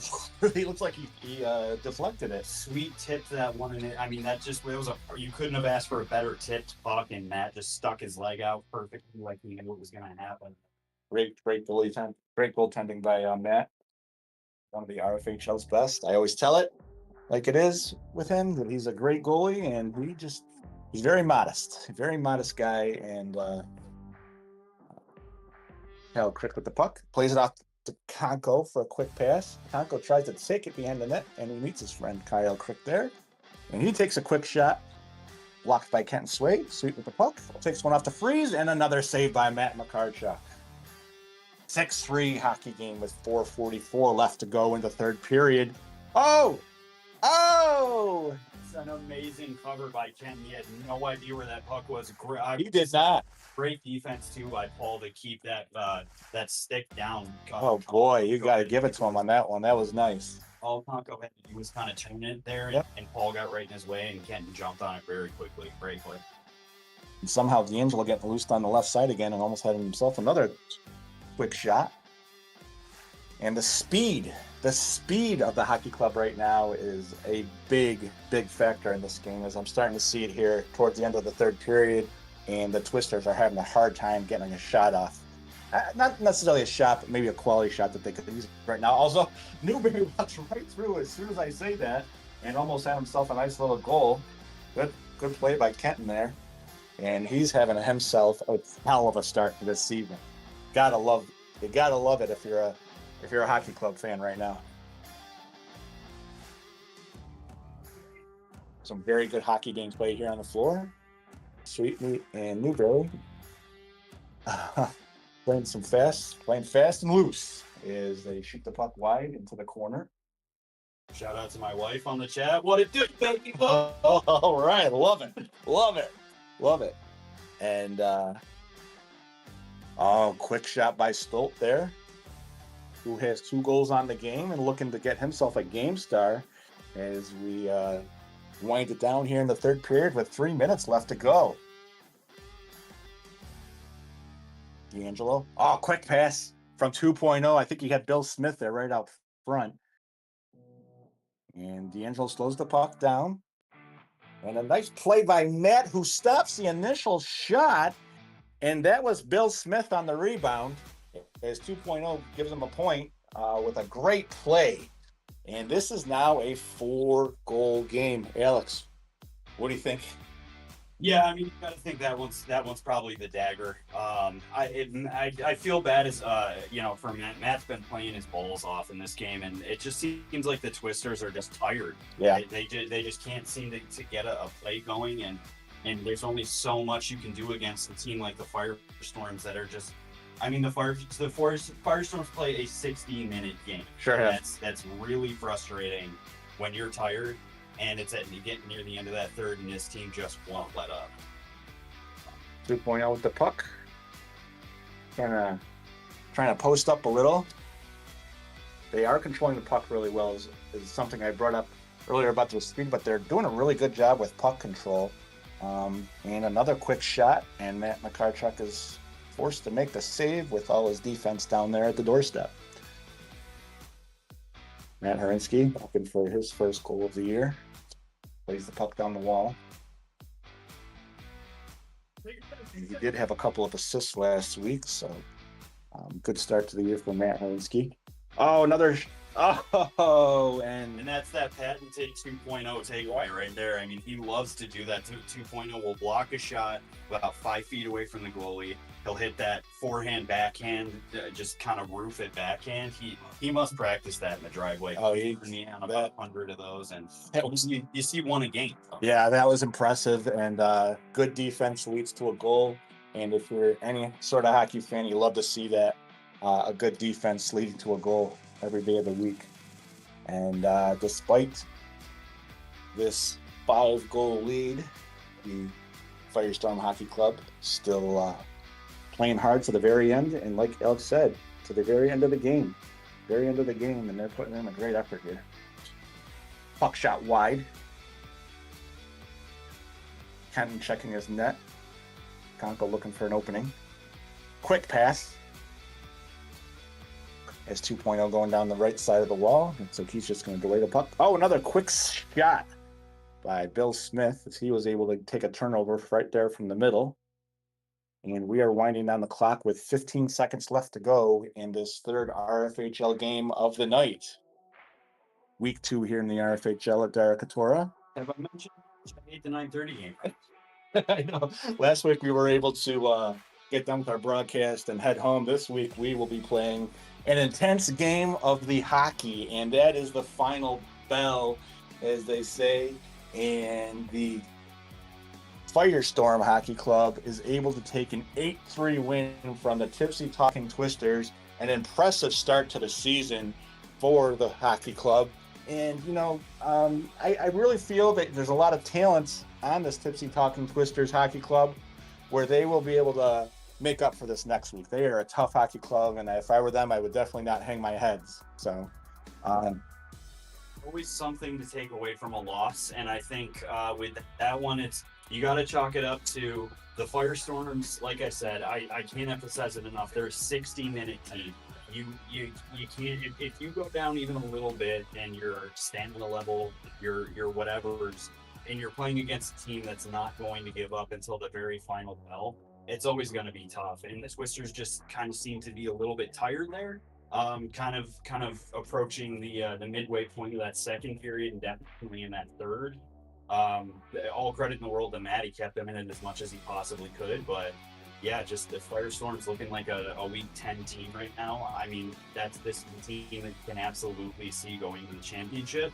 I know it's real early to be saying that. Anything in the world could happen, but yeah, just looking like a case of a team that got tired and kind of ran out of gas versus a team that had great line changes, has great chemistry going into Week 3 now, and just kind of a case of a tale of two cities, if you will. Absolutely, right now that's definitely the way to describe it. As Alex and I are getting ready for our next game as our team starts to warm up down there.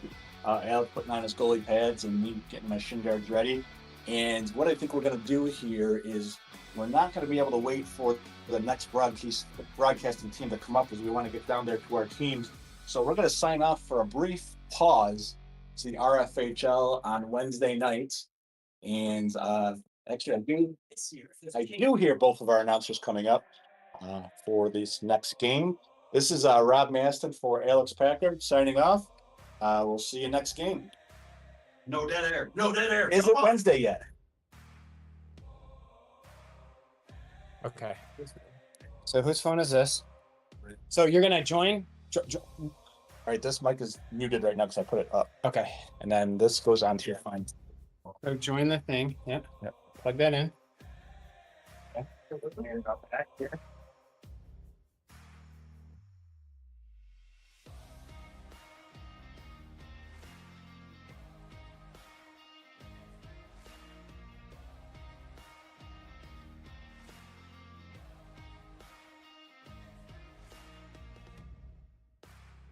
Go talk. Hello, hello. Okay, so Brandon, you're gonna grab that one. It's muted.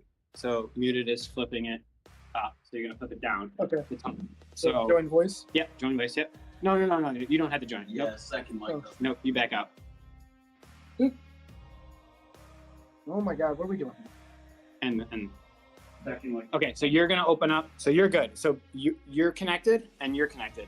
Okay. Up is muted. Okay. You're positive this thing's Yep. working? Yeah, you're coming in. Bill Smith. I'll go down. I'll go down and make sure that I can hear you guys. But you're gonna go now. You're gonna open up. Go to the broadcast channel, No, that's not. and then you want to join the scorebook, so the bottom one, Okay. All right. and then read the site. Yeah. Hit request access. I'll make sure that Peter gives it to you. You're gonna get an email that says that you get it. So you're gonna go on, and then what you're gonna do is like it's gonna be just like an Excel spreadsheet. Okay. And you're gonna change. I'll come back up. You're gonna like change it and then change the scoreboard, but just make sure you click like the green OK button, like the green check mark, or else Okay. it'll stay on it, and then click off the box. I'll show you when I get back up here. Let me make sure that it all works, and then I can hear you guys and everything. This is so confusing. First time you'll be fine.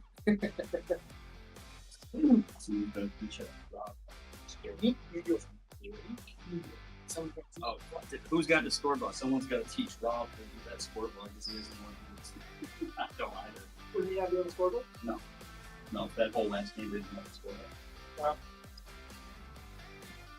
Alex, are you the goalie in this game? I sure am. Okay, so we I started. should have come up.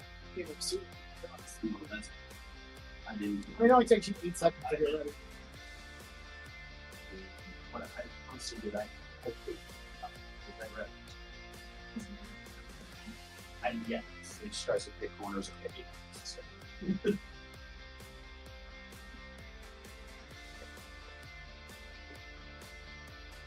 Yeah, maybe next time. If I just Oh no, and then I'll. let somebody come up sooner. Yeah, I didn't really think about it.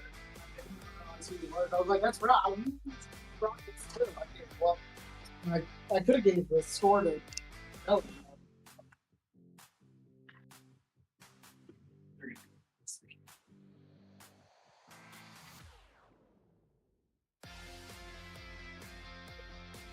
Okay, I can hear both of you.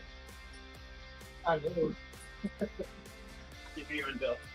Well, I'll be over. You can hear us on this one? So, yeah, you're unmuted. Good.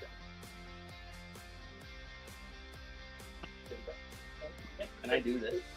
Doesn't it not supposed to have a light on? I would hold it. The other guys were holding it. Yeah. Might just have a light on.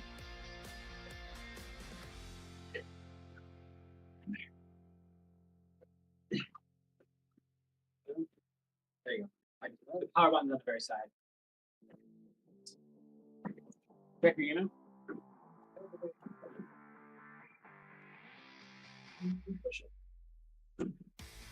This is that. I'm trying to find. Push that's. There it is.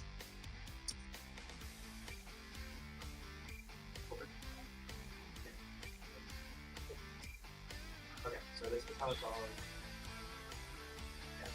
Yeah. Okay, so you're just gonna end up like going into here. You're the upper. I don't know. I'll figure it out. Okay. So you're just gonna like literally like click into the cell, find set, type in 1, hit the check, and then click like off like somewhere. Like click off of the box. Okay. So click into the box. 0, check mark, And just click somewhere off. Like, just don't click to any of the blue box around it. Gotcha. So just click somewhere off of that. Okay. So push that down and you're good to go. And you're just gonna talk. So we are underway here in the 9:30 matchup. I'm Bill Smith. Brendan Sisson's over there. I am running up from the 8:30 game. We hope we put on a show for you. We started. The puck has been dropped. We are underway. Your purple and your blue. Your blue out here is the sinkhole Sidewinders. Your purple is Les Tremblements, or however we're pronouncing that. And a freeze by Alec getting underway here. Perennial all-star Brad with a wicked hard shot there off the freeze. Brandon, strategery for this one. Well, I know Purple is going to have to score quite a few goals if they want to win. Blue, they have to try to get past Mark. That's the biggest challenge of this game. I think the matchup of, and this is a cliche for anybody that knows this league, I think the matchup of Brad and Mark here. Brad Haynes, your sniper on the blue side there for the sinkhole Sidewinders. Tongue twister on that one. Alex with a nice save off the wing. Lally pausing things. Down right side, own zone. Switches it to Brad. Nice save by Mark at the other end. We got a couple of rookies out there right now. You're seeing Sean Petrie over there from Purple. Your Les Tremblements rookie. And out there, Jeff Chopin. Out there for the sinkhole Sidewinders. Brad, stick handling, working against Glenn Fridman. Glenn, a defensive stalwart. Back to Lally. Lally, pressure from Shane. Shane gets a backhand off over Alex. Alex is going to cover and get the whistle. Jeff sends it wide back for Glenn. Glenn looking across for Shane. Here's Brad. Dangerous cross. Finds Jeff. Jeff again in front. Mark is there. Mark is formidable. That's for Blue. They can get past him. We had trouble last week against him, so it'll be a fun matchup with Brad versus Mark. Puck down out of our view. There's another rookie out here. Here's Andrew Keller. Keller, for those that are familiar with our softball tales, Keller, a softball player in the Rfhl last season, but his first season here on the floor in the gym. Blue possession, George trying to do something with it. Back behind that, Brad. Brad will stick handle. Glenn will stay right with him. Shot off of Glenn's foot. I hope the stats record a block there. Alex once again with a save. Brandon, you play goalie in this league. We have a matchup here of two very different style goalies. And I think the first look, Andrew working around that attempt at a block from Dan. Now, no sliding in this league. Dan goes to his knees, but stays sort of stationary. Oh, they did make a call. They did. They called that a slide. Brandon, I was about to say that he looked like he got away with that one. Who called it? I believe it's Chatterton. So Yes, down in descent. One of them caught it. Blue is on the top of the play. Cross-court pass. George to Keller. Now tipped in by Glenn. So Purple, your Les Tremblements on a penalty kill here as Dan will sit, one of the Dans, Dan Gladding that is, as Captain Dan Hook sees the surface for the first time. He out here on the PK with Glenn. George sends a shot that goes off of Glenn's shins. Brandon, I was starting to say difference in goalies here, and it's not just the visual. Mark, a sort of bigger presence between the pipes versus Alex, little, just physically, just kind of smaller down at that end. But two very different styles, two successful styles. Yeah, I've always been surprised with Packett's stand-up style, how he actually gets smaller, but he gets better when he gets smaller. And Mark is just he's in the right spot at the right time in that butterfly. Power play seconds dying away. Purple still here down. Let's try them all. And there's a wicked hard one-timer from Brad. 1-0 your score. A power play goal from Brad. I'm not sure where that apple came from down here in this corner. It was out of our vision. But the one-timer from Brad. And hey, that is a multi-time leading scorer in this league from over there, Brad Haynes. Dangerous with the puck on his stick, or dangerous for that brief second when the puck reaches there and then zings away quickly. Dan Hook, speaking of dangerous with the puck, Alex covers up. Rob Masson will get it away quickly to Brad. Brad working off the left wing. Stick handling around Dan Gladding. Here's across court for Rob. Into the corner. Dan will have a second here as Andrew Keller gives chase. Dan up against Andrew. There are weird bounces on these walls, children. If you're watching out there, you don't always get the smoothest of caroms. There's a door there. There's a missing panel there. There's a radiator grate there. It's tricky. If you watch the 6:30 game, saw a few weird bounces go straight to the other team. Brad. Sorry, Brandon. Brandon breakaway. Dan quickly back the other way. That's a weapon that Dan Hook will put into play. I played with Dan many times, been in the league with Dan for a long time. When he goes, that is a dangerous move. What a one-time shot from Rob Maston. Good save from Mark. Dan works behind the net against Rob Maston. Two long-time RFHLers here. Shane has a stick or a puck tipped off his stick. Shane now backing into one. Dan Gladding finds the surface a little slippery, perhaps. Nice save from Alex down at the left side of our vantage point, but the far end from your camera viewpoint, that is. Our rookie Sean here will start off with a freeze.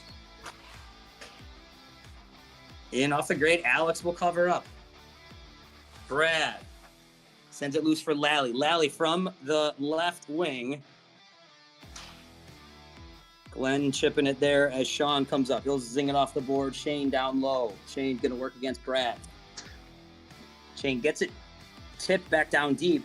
Now down low. Shane with a weird angle shot. Real tight down there along the goal line. Glenn, a backhand, will find its way back to Sean. Sean with some time. Rob giving a little bit of room, but not really giving a lot of angles. Glenn fighting for it with Rob Masson. And a shot comes off the left wing. Shane and Alex is there.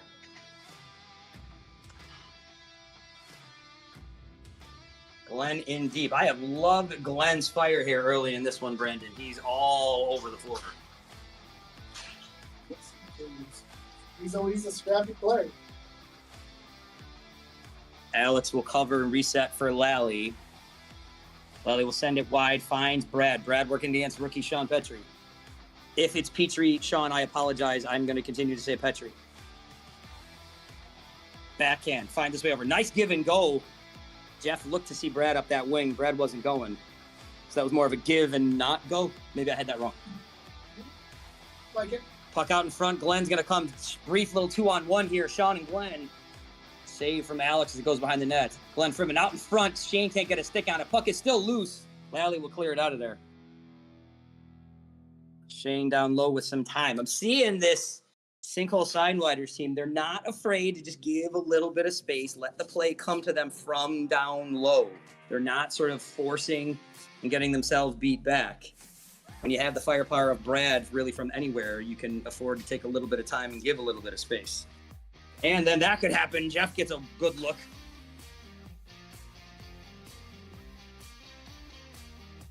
Inside for Jeff's got a little bit of room. Backhand attempt off of Mark. Another attempt, another one. He scores. There's no quick goal right there. So Mark will make a lot of stops. He's not new to this, and he's real good at this. But you give that many opportunities to someone who can shoot the puck as well as Jeff can. One of our rookies, but he's a dangerous shooter. And we got a 2-0. Oh, Alex, a little paw save there. Wrist shot off the end boards. Mark will cover up. So 2-0 your score here. Les Tremblements find themselves down to the Sinkhole Sidewinders. They do an excellent job of keeping control of the puck and getting shots on Mark, so they know what they need to. Control this period. Andrew Keller will send one deep. George down low working against Dan Hook. George, a little stick handle, still finding a little bit of space. Dan not afraid to give a little bit of room. Keller at the point. Nice stick check from Sean. Down low, Dan Gladding. He will come out into space, work up the right wing. Sends it toward Alex. Sean was there. Tip didn't find its way to the net. George down deep in his own end. He'll try to work a backhand along the board against Dan. Now he's going to reverse engines here and go behind the net. And here comes a shot on Mark, and he holds on. Dan Glenning with a wrister down low. Finds Dan Hook with a shot off angle. Keller might have got a stick on it. George trying to work through Dan. Dan with a nice bit of defense down here under our position. 2-0 your score here. Blue on top of purple. If you are watching at home, blue was attacking to your end. Purple attacking away from you. Purple less Tremblements. And the sinkhole Sidewinders out there in blue. Purple is less Tremblements. I think I might have said that wrong. And if I didn't, I've said it right twice. Turn from Sean. Nice save by Alex. You've used that term a couple times, getting small, but his angles are so good. It's deceptive small. No, it really is. You just watch him, he'll like condense his pants, but he'll be at such a great angle that nothing's getting by him. And he might track the puck as well as any goalie in the league. I would agree. I mean, he's up and down, but his head is always moving. He's always where that puck's going to be coming from. His eyes are, I should say. Jeff tries to wind up and fire. Andrew Keller with a nice block.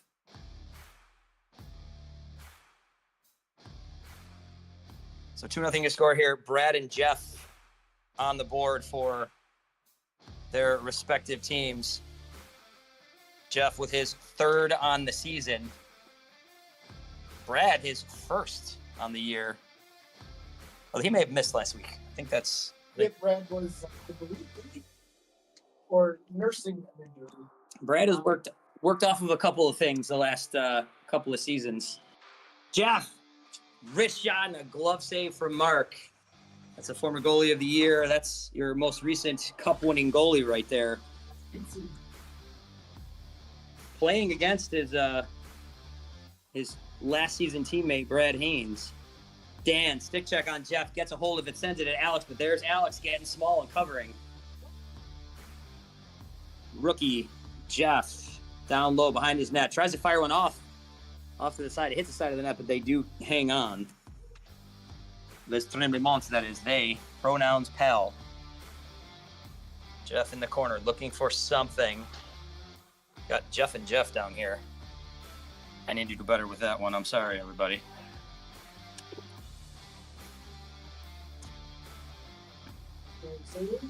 Meaning stop calling Sean Jeff. That's what I got to do. And there's actual Jeff with a shot and a save from Mark down at our end. One-timer goes to the net. You saw Jeff kind of hang his head there. He knew he had to look at one. You don't get that clean a look at Mark all that often. Sean bangs one off a Lally stick. Lally bringing it out from behind his net and fired up the right wing, working against Shane. Shane R does get possession. Back down low. Here's a shot on Alex, and then a backhand. Nice save from Packard. Always in the right spot. Absolutely one of the best of that. That second look from Glenn, a real nice chance. Sean Petrie had that initial shot. Glenn on the second chance. Alex with 2 real nice saves, especially that second one. Keller down low. Goes off of Glenn's foot, and Glenn's going to try to bust out here. Brad will move behind his net. Glenn right there with him. Through the middle of the floor, loose puck. Now it's on Brad's stick. Brad taking a step, moving.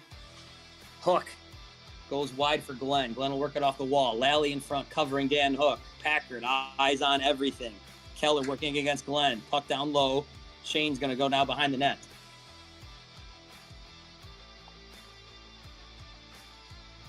And then here's Sean Petrie. He's going to slow these down and send a wrist shot. Shane down low had a look at it. Back of the net. Yep, it's up in that corner. Looks like it'll be Lost Tremblements. Lost Rumplements. That's the best way we've said it tonight.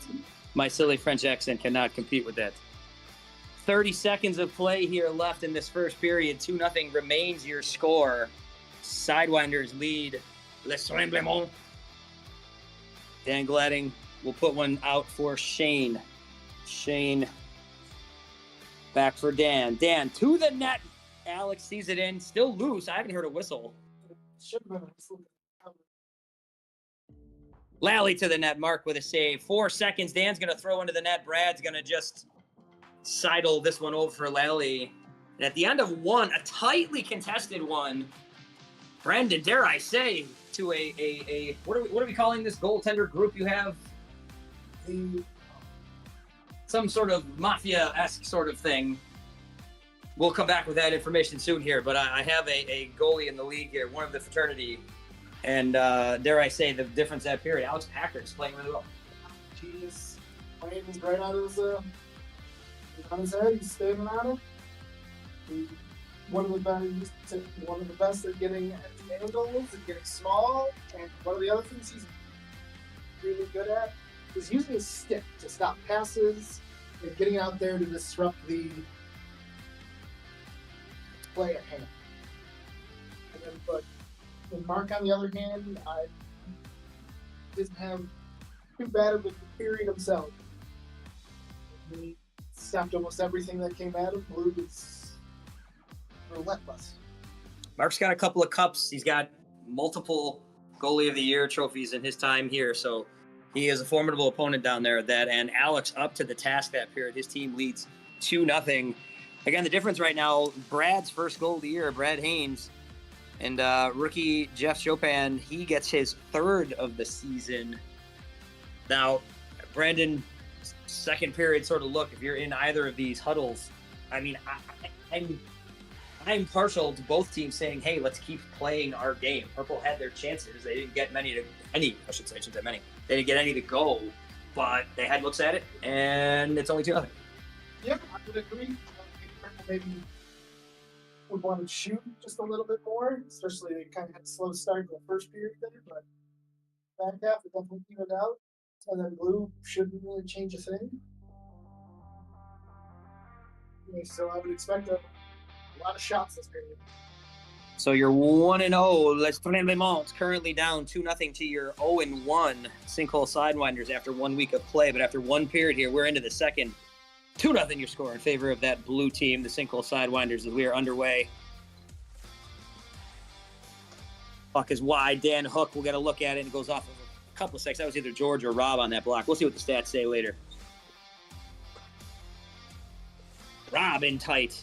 This will go behind the net. Dan Gladding with a few seconds of time here. Pressure from rookie Jeff. Rob Maston, captain of this Sinkhole Sidewinders squad. Hook coming off the wall, slips. George playing him, and it scores! That went through. I don't even know how that got through George. No, I stopped asking myself those type of questions in this league a long time ago. Never figured out, especially as a goalie. And I have to give high respect where it's due. Dan Hook, that's not his first goal in this league, and he'll have many more. So that is one of the all-time greats here, scoring there and getting his team on the board. Captain Dan. Now it's 2-1 here. Your score gets the French earthquakes here. Now 2-1 your score as Dan will back up down low his zone. He will send it up ahead for Shane. Shane working against George along the wall, and it goes out. There's one of them weird bounces I was talking about before. This left side wall with those little things that stick out always seem to affect the puck. And I figured it out. We're the goalie union. The goalie union. Goalie union. Union of goalies. So the eight this season, the 8 fellas who get their sanity questioned every week, standing in front of those real tough orange circular things getting fired at them from people like Brad Haynes. So I have a lot of respect over there, Brendan. Glenn, off the wing, has some time, sends it toward Alex. I don't know where this bounced. Might have gone up on the stage. We're going to get a turnover of possession here as Brad will wait for the whistle. Brad, rifles one off of Mark's chest. Brad will now work behind his net. Shane right with him. Cross-court pass. Finds whoever is underneath our position. I can't see who that is. It's Jeff. Out of the corner. Jeff to the front. Goes behind the net. Keller now. He'll see one go on the back of the net. I think this one off of a blue stick. This is going to be Glenn's puck here for the purple team. Glenn wrists one toward the net. This is going to rest up on the stage. Another quirk of our gym. Lally wide, cross rink pass from Brad to Andrew Keller to Lally in front. Chipped away. Lally working behind the net. Good movement there. Does get it out into space. Brad is there. Brad working against Glenn. Sends a backhand to the wall. Up along the boards. Here's Brad now working back into his own zone. He's going to take it behind his own net. Brad and Alex. Glenn down there trying to disrupt a little bit. Brad finds Keller along the boards as he battles Sean. This comes out into space. Dan, Sean, Glenn with a possible 3-on-1 there. Lally does get back and the puck gets tipped out of play. A lot of back and forth in this one. And you know, Brandon, you don't have to know sports at all to know this is a close one. The score is 2-1. You watch the Beauty of it. You watch the play though. This has been super even. It has. It's a good game, and I like. Dan, front of the net. Oh, what a shot! Sean pointing. He thinks it went in. Alex got the save down there. I don't think. And another shot down here from Rob going back the other way. I'm not sure what you saw from the camera angle down, and that was down at the camera end. From where we are, I don't think that went in. I think it was correctly called, but we'll wait on things. Brad will wait down low. Dan working on him. This is not always the easiest task. Defensively, he's trying to stay with Brad Haynes. And then a second defender comes in. Brad still finds a way to come loose along the wall. Alex will chip one away from the forechecking Sean Petrie. And Rob Maston will zing one down the other end. This bounces off the padded surface of this gymnasium. And now rifled off the wall once again. A little pinball game going on here. Brad down low by himself, backhand, he scores.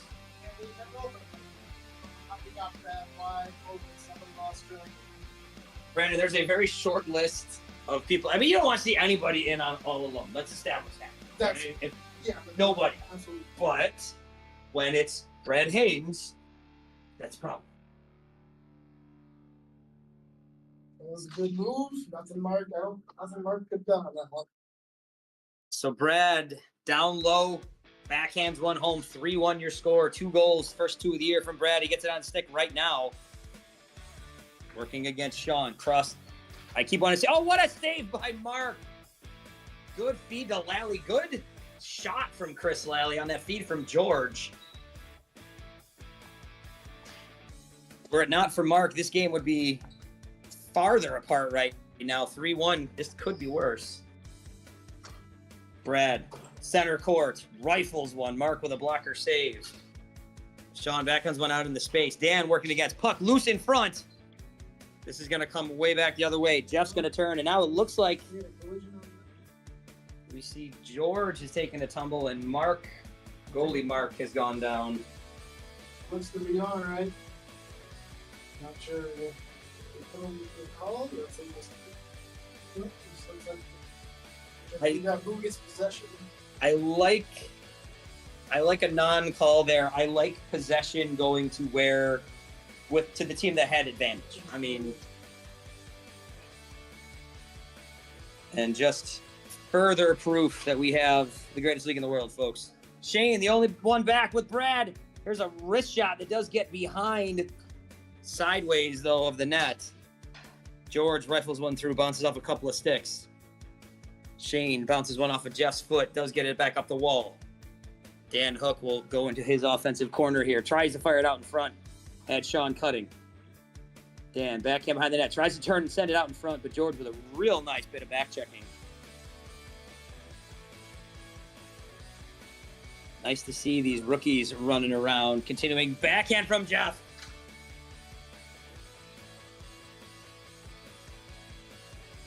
Brendan, I don't know about the conversations you've been having in the last couple of weeks, but the biggest rookie conversation we have is kind of learning the speed. You know, it doesn't look like everyone is running, but when you get out there and you sprint for 2 seconds, and then you hold on for 5 seconds, and you sprint for 2 seconds, cardio, your legs, your lungs, it's a thing. And that's been the crux of our conversation with my teammate, Mark, our rookie.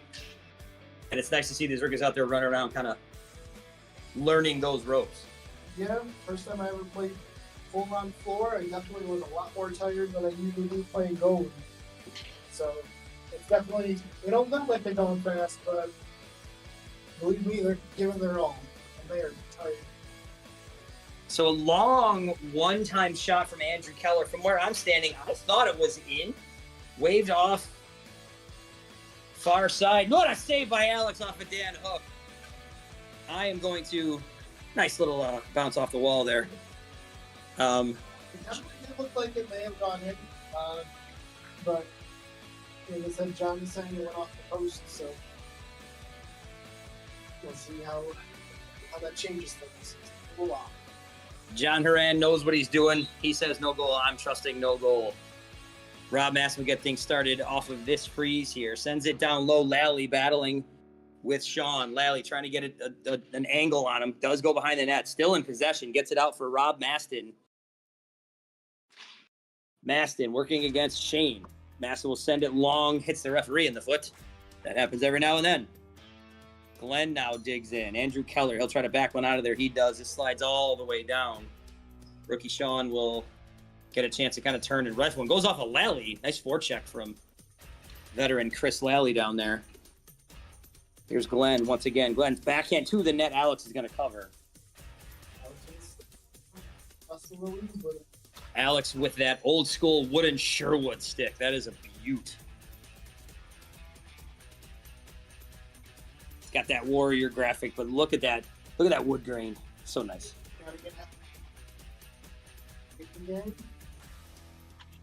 Keller fires one down low. Dan Gladding will recover for Les Tremblements, but Lally finds it.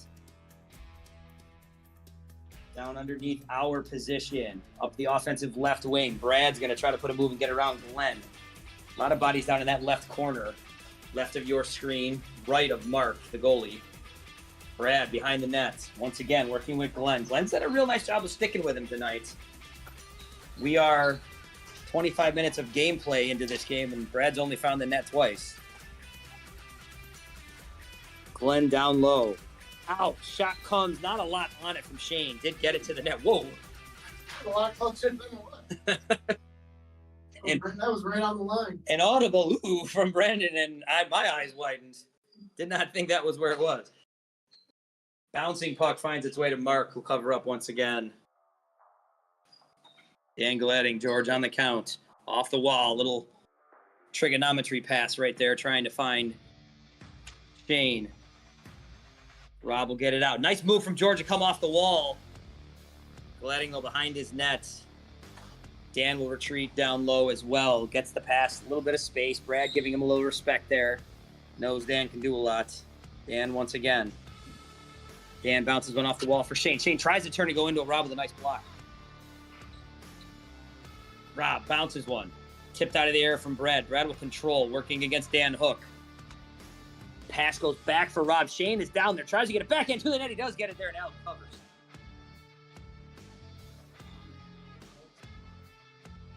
In the game. George. Possessing, holding. Easy for me to say. George behind the net.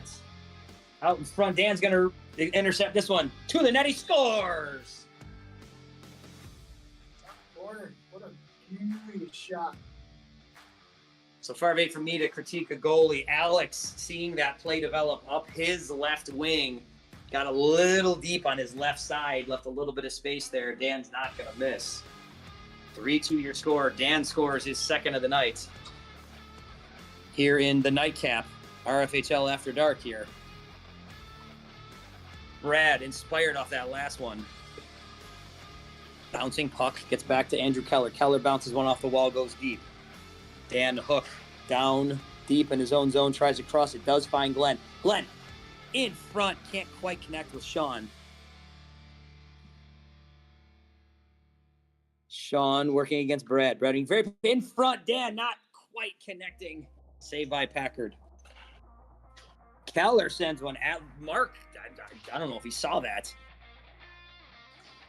Dan wrister off of Brad's shin. Keller looking to find Brad. Brad makes his cut to the net. In front, almost there. Brandon, you see that play developing. Are you turning? You know it's going to get to Brad. Are you trying to kind of read it to the last second? I kind of have to read it for the last second because how plays will develop in this league. You'll find out if they ever knows to plan. Ain't that the truth? Nice save and clear out of there. That puck likes to bounce a lot. So it's Jeff will send a wrister to the net. Brad down there, tipped off of something, whether it was Brad or off of Mark's glove. Brad working against Sean. Sean with a stick check lets him know he's there. Cross ice pass, cross court pass. There's no ice down there, folks. Glenn gets control. Had a nice shot there. Jeff, wrister to the net. Bounces off behind Mark. Dan will take possession, fire it cross court, and a wrist shot goes off. Slap shot goes off of a leg. Brad trying to work around Dan. Brad back behind the net. Brad being given a lot of time to kind of dance around. Now Dan does take possession.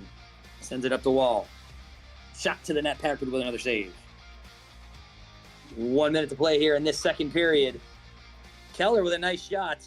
Mark, I don't know if saw that after it tipped away. Sean looking for some space. Turns, wrister, goes off O'Lally. I hope that block got recorded, and Brad scores! As I make my joke about blocks, Brad rifles one from near center court. goes to the plan. He's the plan in this league. Nice block, nice pass right to Brad. Brad completes the hat trick here in his opening contest of the season. His first, his team's second. He's got the sinkhole Sidewinders ahead 4-2. Keller to the net. Nice back check from Shane. Shane can be real feisty at both ends. Working with under 10 seconds. Sean, he will send one down low. Couple of seconds here. Dan might turn and throw one. Kick save from Packard. That might have counted. I thought it would have been close. I would venture, yeah, it would have counted if he didn't kick it. Oh. Nonetheless, here in the second intermission, we got a 4-2 game. The sinkhole Sidewinders on the shoulders of Brad Haynes' hat trick with some help from rookie Jeff Chopin scoring once. 4-2. They lead Les Tremblements. 4-2. Brandon, if you're Dan Hook's purple Les Tremblements, you've got to be encouraged by the plays you're putting together. They're generating, they're passing, they're connecting, they're getting chances. That's what I think the much period, not that they have to have first period, but I mean they can be, tied right now, but it's a much better period by Purple. Offensively, they were shooting more. Defensively, they were on top of pretty much not letting Brad get any clean looks, except for the one that happened to be a block. And then a pass to him. But Mark held his ground, just like Packard. This is going to be quite the third. In a 4-2 game. But no team should be pretty much changing anything. Just kind of keep it the same. So Alex, a week ago, 82%, saw 63 shots, which that's at the higher end of, Yep, I don't want to say average, that's maybe slightly above average. It's a better way of saying what I was trying to say. Yeah, probably anywhere between 50 to 60 shots would be about average. Of the 8 teams in the league, that was the third highest, but the 2 higher were 69. A nice shot total. I can tell you who's going to be the highest this week, guys. A little insight into that one from an earlier contest. Yeah, I gave up first game. Gave up 26 because they shot 99 times. 99. My best. I mean, I felt like I played actually pretty well, but you get 100 shots on that. Ooh. And a no trip. Rob with a little love tap. That was all respect there. A love lost between us. None whatsoever. As we are underway here in the third. Keller out in front, does get it to George's stick. George couldn't quite handle it. Maston working against Dan Hook. Maston down low against the, what do we call that spot down there? I don't even know. Hot spot. We'll go with it. I like it.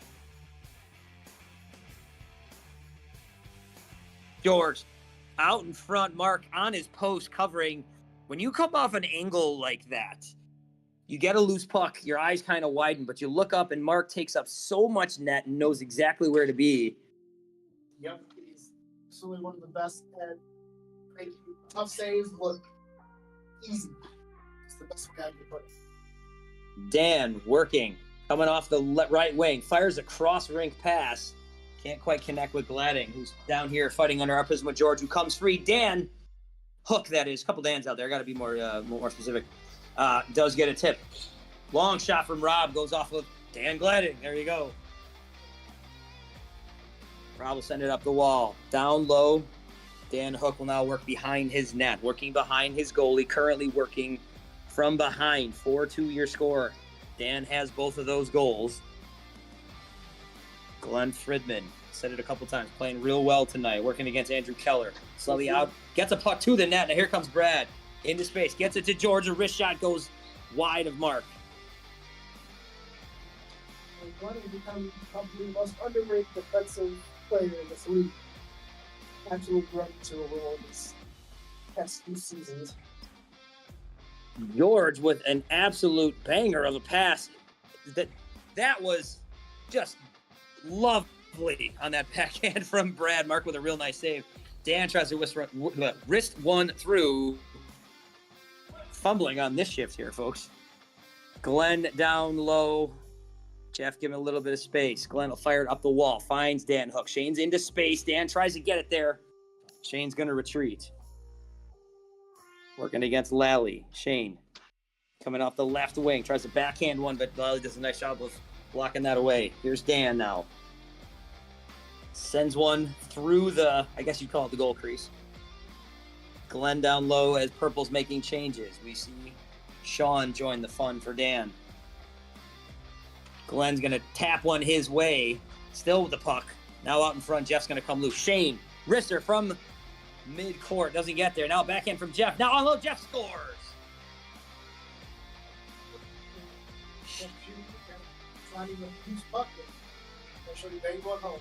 I'm going to need to apologize to Sean multiple times. I keep screwing those two names up. Sean bangs one home with a real nifty play in front. Rebound was there from Alex. Alex made a nice save on the initial stop, and frankly, there were a couple stops in there. So now we got a one-goal game here, folks. We got a close one here brewing in the nightcap. Sean bangs one home. 2 from Dan Hook. 1 from rookie Sean. Brad dancing down low. Back behind Mark once again. Nice stick from Sean. Gets it to Shane. Here's Sean again. A wrister. Alex gets a piece of that one. And he'll cover up, get a paw down there. Brad trying to work quick. Gets across to, this is actually Jeff. Now a puck to the net to Alex. Nice save. Shane can't quite control the rebound. Here is a 2-on-0. Brad, backhand, now gotten out of there by Dan Gladding. Don't see him miss those that often. He was wide open. Sean had a little bit of time. Now has a little bit of time again, but now his shot goes off of Brad. Once again, Sean backing up. Cross rink. Tried to find Dan Gladding, not quite connecting. Captain Rob Masson will work behind his own net. Shane kind of letting him know he's there. Now he'll pinch, trying to force the issue. Rob to his backhand, trying to work up the wall. Does backhand one through. He will find Brad down low. Brad working against Sean. Sean will follow him behind the net, gets a stick down. Brad does connect with Andrew Keller. Keller, once again, a backhand through. Finds Brad. Brad's got a little bit of space and a little bit of time. Nice paw from Mark.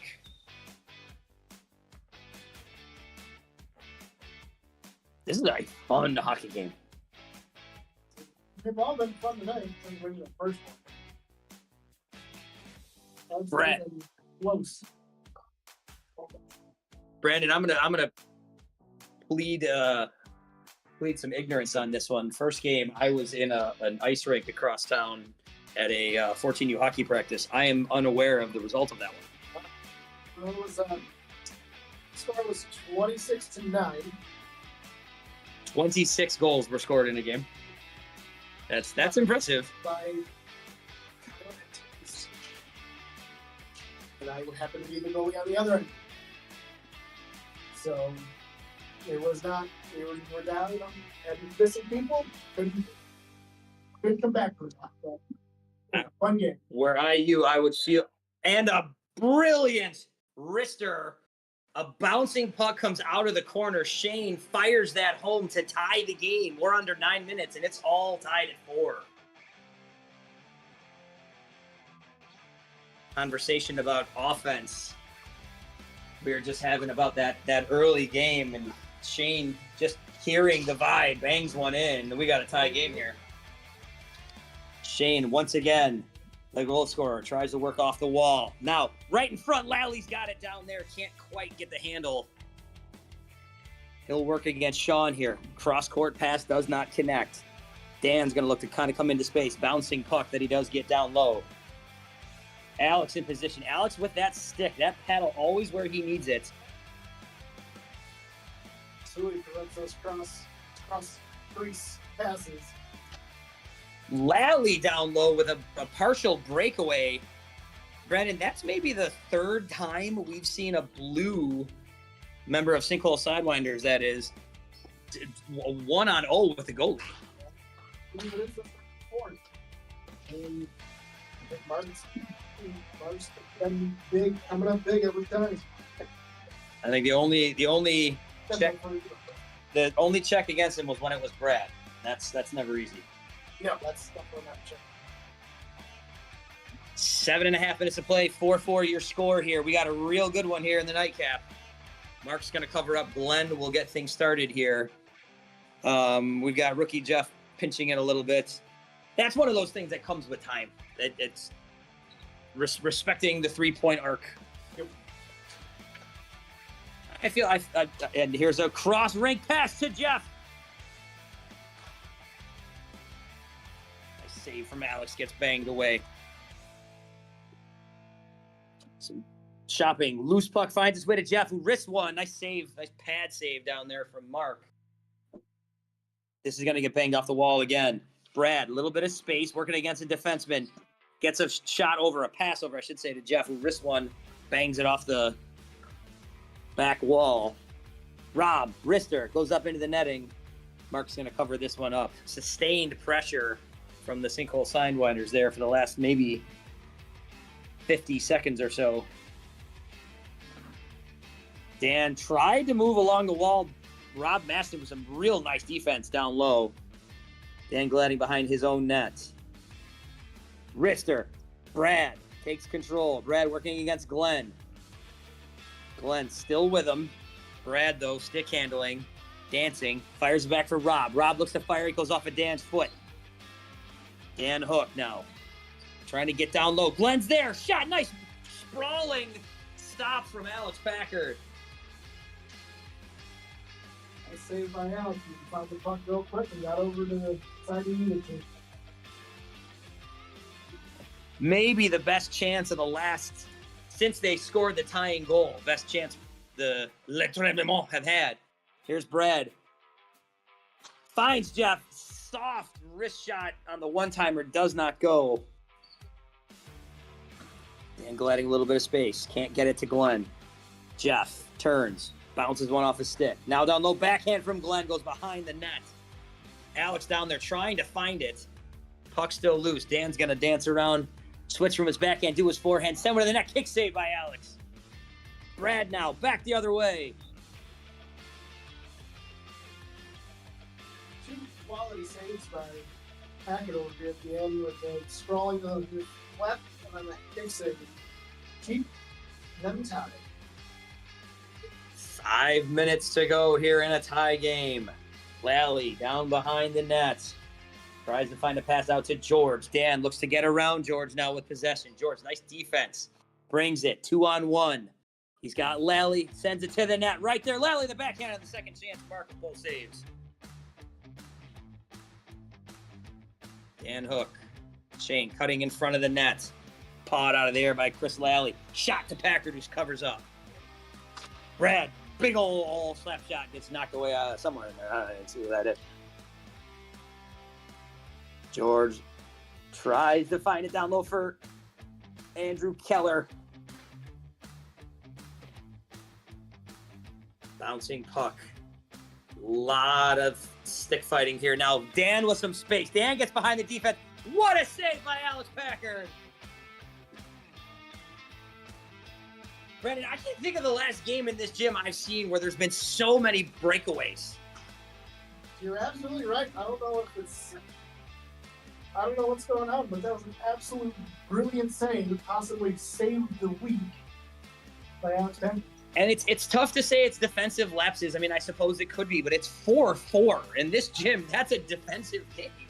These goalies are both playing really well, but man, oh man. Bouncing puck along the wall. Brad and Dan fighting for it. Dan's going to send it to the wall and take possession. Rister gets to Alex, who hits it with his paddle. Keller off the wall. Keller down low, looking for George. George working against Shane. Down in front of the purple bench. Here's Keller now. Turning. Dan with a nice stick check. Sean bounces one with a stick check of his own. Alex will cover. Sean on the count. Bouncing pass does not get to Keller's stick. Glenn pressuring. Out in front. Shane's there to block it. George with a shot. This gets bounced away off the wall, and a connection to Sean doesn't happen.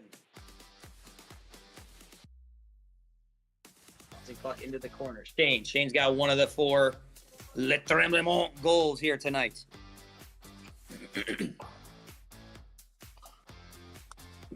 Another wrist shot from Sean, and another wrist shot from Sean. Alex up to the task. He's coming in big, and he's late minutes. 2.5 left, 4-4. Jeff making a run. Glenn now from the middle of the court. He fires and scores. What a game Glenn Fridman is having.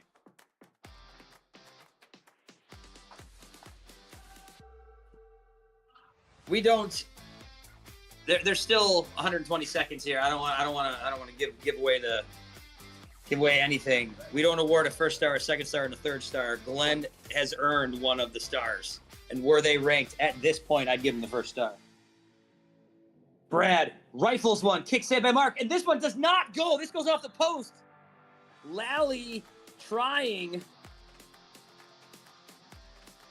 That did not go from where the camera position is. And Glenn turns and fires another one. Oh, a top show where, Mama hides your business. Glenn found them. Chocolate chips and all. Leading into that little story there. Oh, that would be amazing. Delightful choice. 90 seconds remain. This game has quickly turned. This period started 4-2 for the Sinkhole Sidewinders. It's now 6-4 Le Tremblement. Brad, backhand to the neck. Mark's there. He's a butterfly. He's bigger than the net. I think the timeout was called. I don't know who by who, though. I believe Maston's blue team. I think Sinkhole has used their timeout. So, minute 15 remains. Brandon, the turn of events here. This game was tied at 5 minutes, and a couple minutes before that. It's a classic RNHL game. You have the lead the entire time, and in 3 minutes, it's gone. The other team can score, 3 or 4 goals. Now, if you are Sinkhole, if you are blue, You were trying to work everything you can at Mark, correct? I mean, it's If you have a clean shot, you gotta get somebody down low for a rebound. If you want to force feed Brad with it, that might be a terrible idea. But we got Brad, Ricky, George, Jeff, and Brad will go off against Dan and Glenn. Here we go. Minute and change. Purple on your screen. Le Tremblements, they lead 6-4 as we're getting close to the minute mark. Glenn will start this one. Fires up the left wing. A shot from Dan gets blocked by Brad. Dan back behind the net. Looking for his chance, but also looking to kill some clock. These are the moments that Dan Hooker's real good at because he can stick handle and run around everybody. Here's a puck in for Dan Gladding. Blue wants to get a chance here. They've got to get the puck. There's only 45 seconds to play. George, a little bit of space. Tries to backhand it over Mark. Mark there, up to the task. Nice save. Another one where you had a guy in down low almost by himself. Dan, blocker saved by Alex Packard, who is playing a tremendous game. Jeff. Here's the count. Wrister. One-timer, I should say. George doesn't find the back of net. Jeff to the net, doesn't go. 10 seconds, closing in on 10 seconds, I should say. Brad trying to turn off the wall. Dan right there, backhand, doesn't go to the net. Into the corner, Jeff out in front. Dan's going to clear that, and that's going to do it. Brandon, what a third period. I mean, yes, what a game. I don't want to discredit what you just said, but as I said, yeah. People need to come out firing, and that's exactly what they did. They got 2 goals by an unlikely hero in Glenn. Glenn in the third, too. Glenn with a just dynamite game on the defensive side. Really did a nice job of helping to stop Brad Haynes, which is way easier said than done. Way easier said than done. But he buries the game winner and the insurance goal in the third period. Les Tremblements. They score 4 times in the third. They win that third period 4-0, and they win this game 6-4. Definitely a good third period for, both teams. They both played very well. One team just had to come out victorious. That was played so Seager. So that should definitely not hang their heads over on that one. Neither. Both goalies played really well. I was, if I was Alex, I would. You and I both, we both lost games. We felt we played well. Alex lost a game where he played well. It's that. I would argue that he played just as well, if not better, than the opposition goalie. I think he was tested, especially after about halfway through first. I think he was tested just as much. But Senior came up big on 2 breakaways. I think that was kind of ultimately what decided. So your final 6-4 is the game of the night, the last game of the night. And that is it for week 2 in the Rfhl Spring 2025. For Brandon, I am Bill. And an hour and a half from now, you can say, is it Wednesday yet?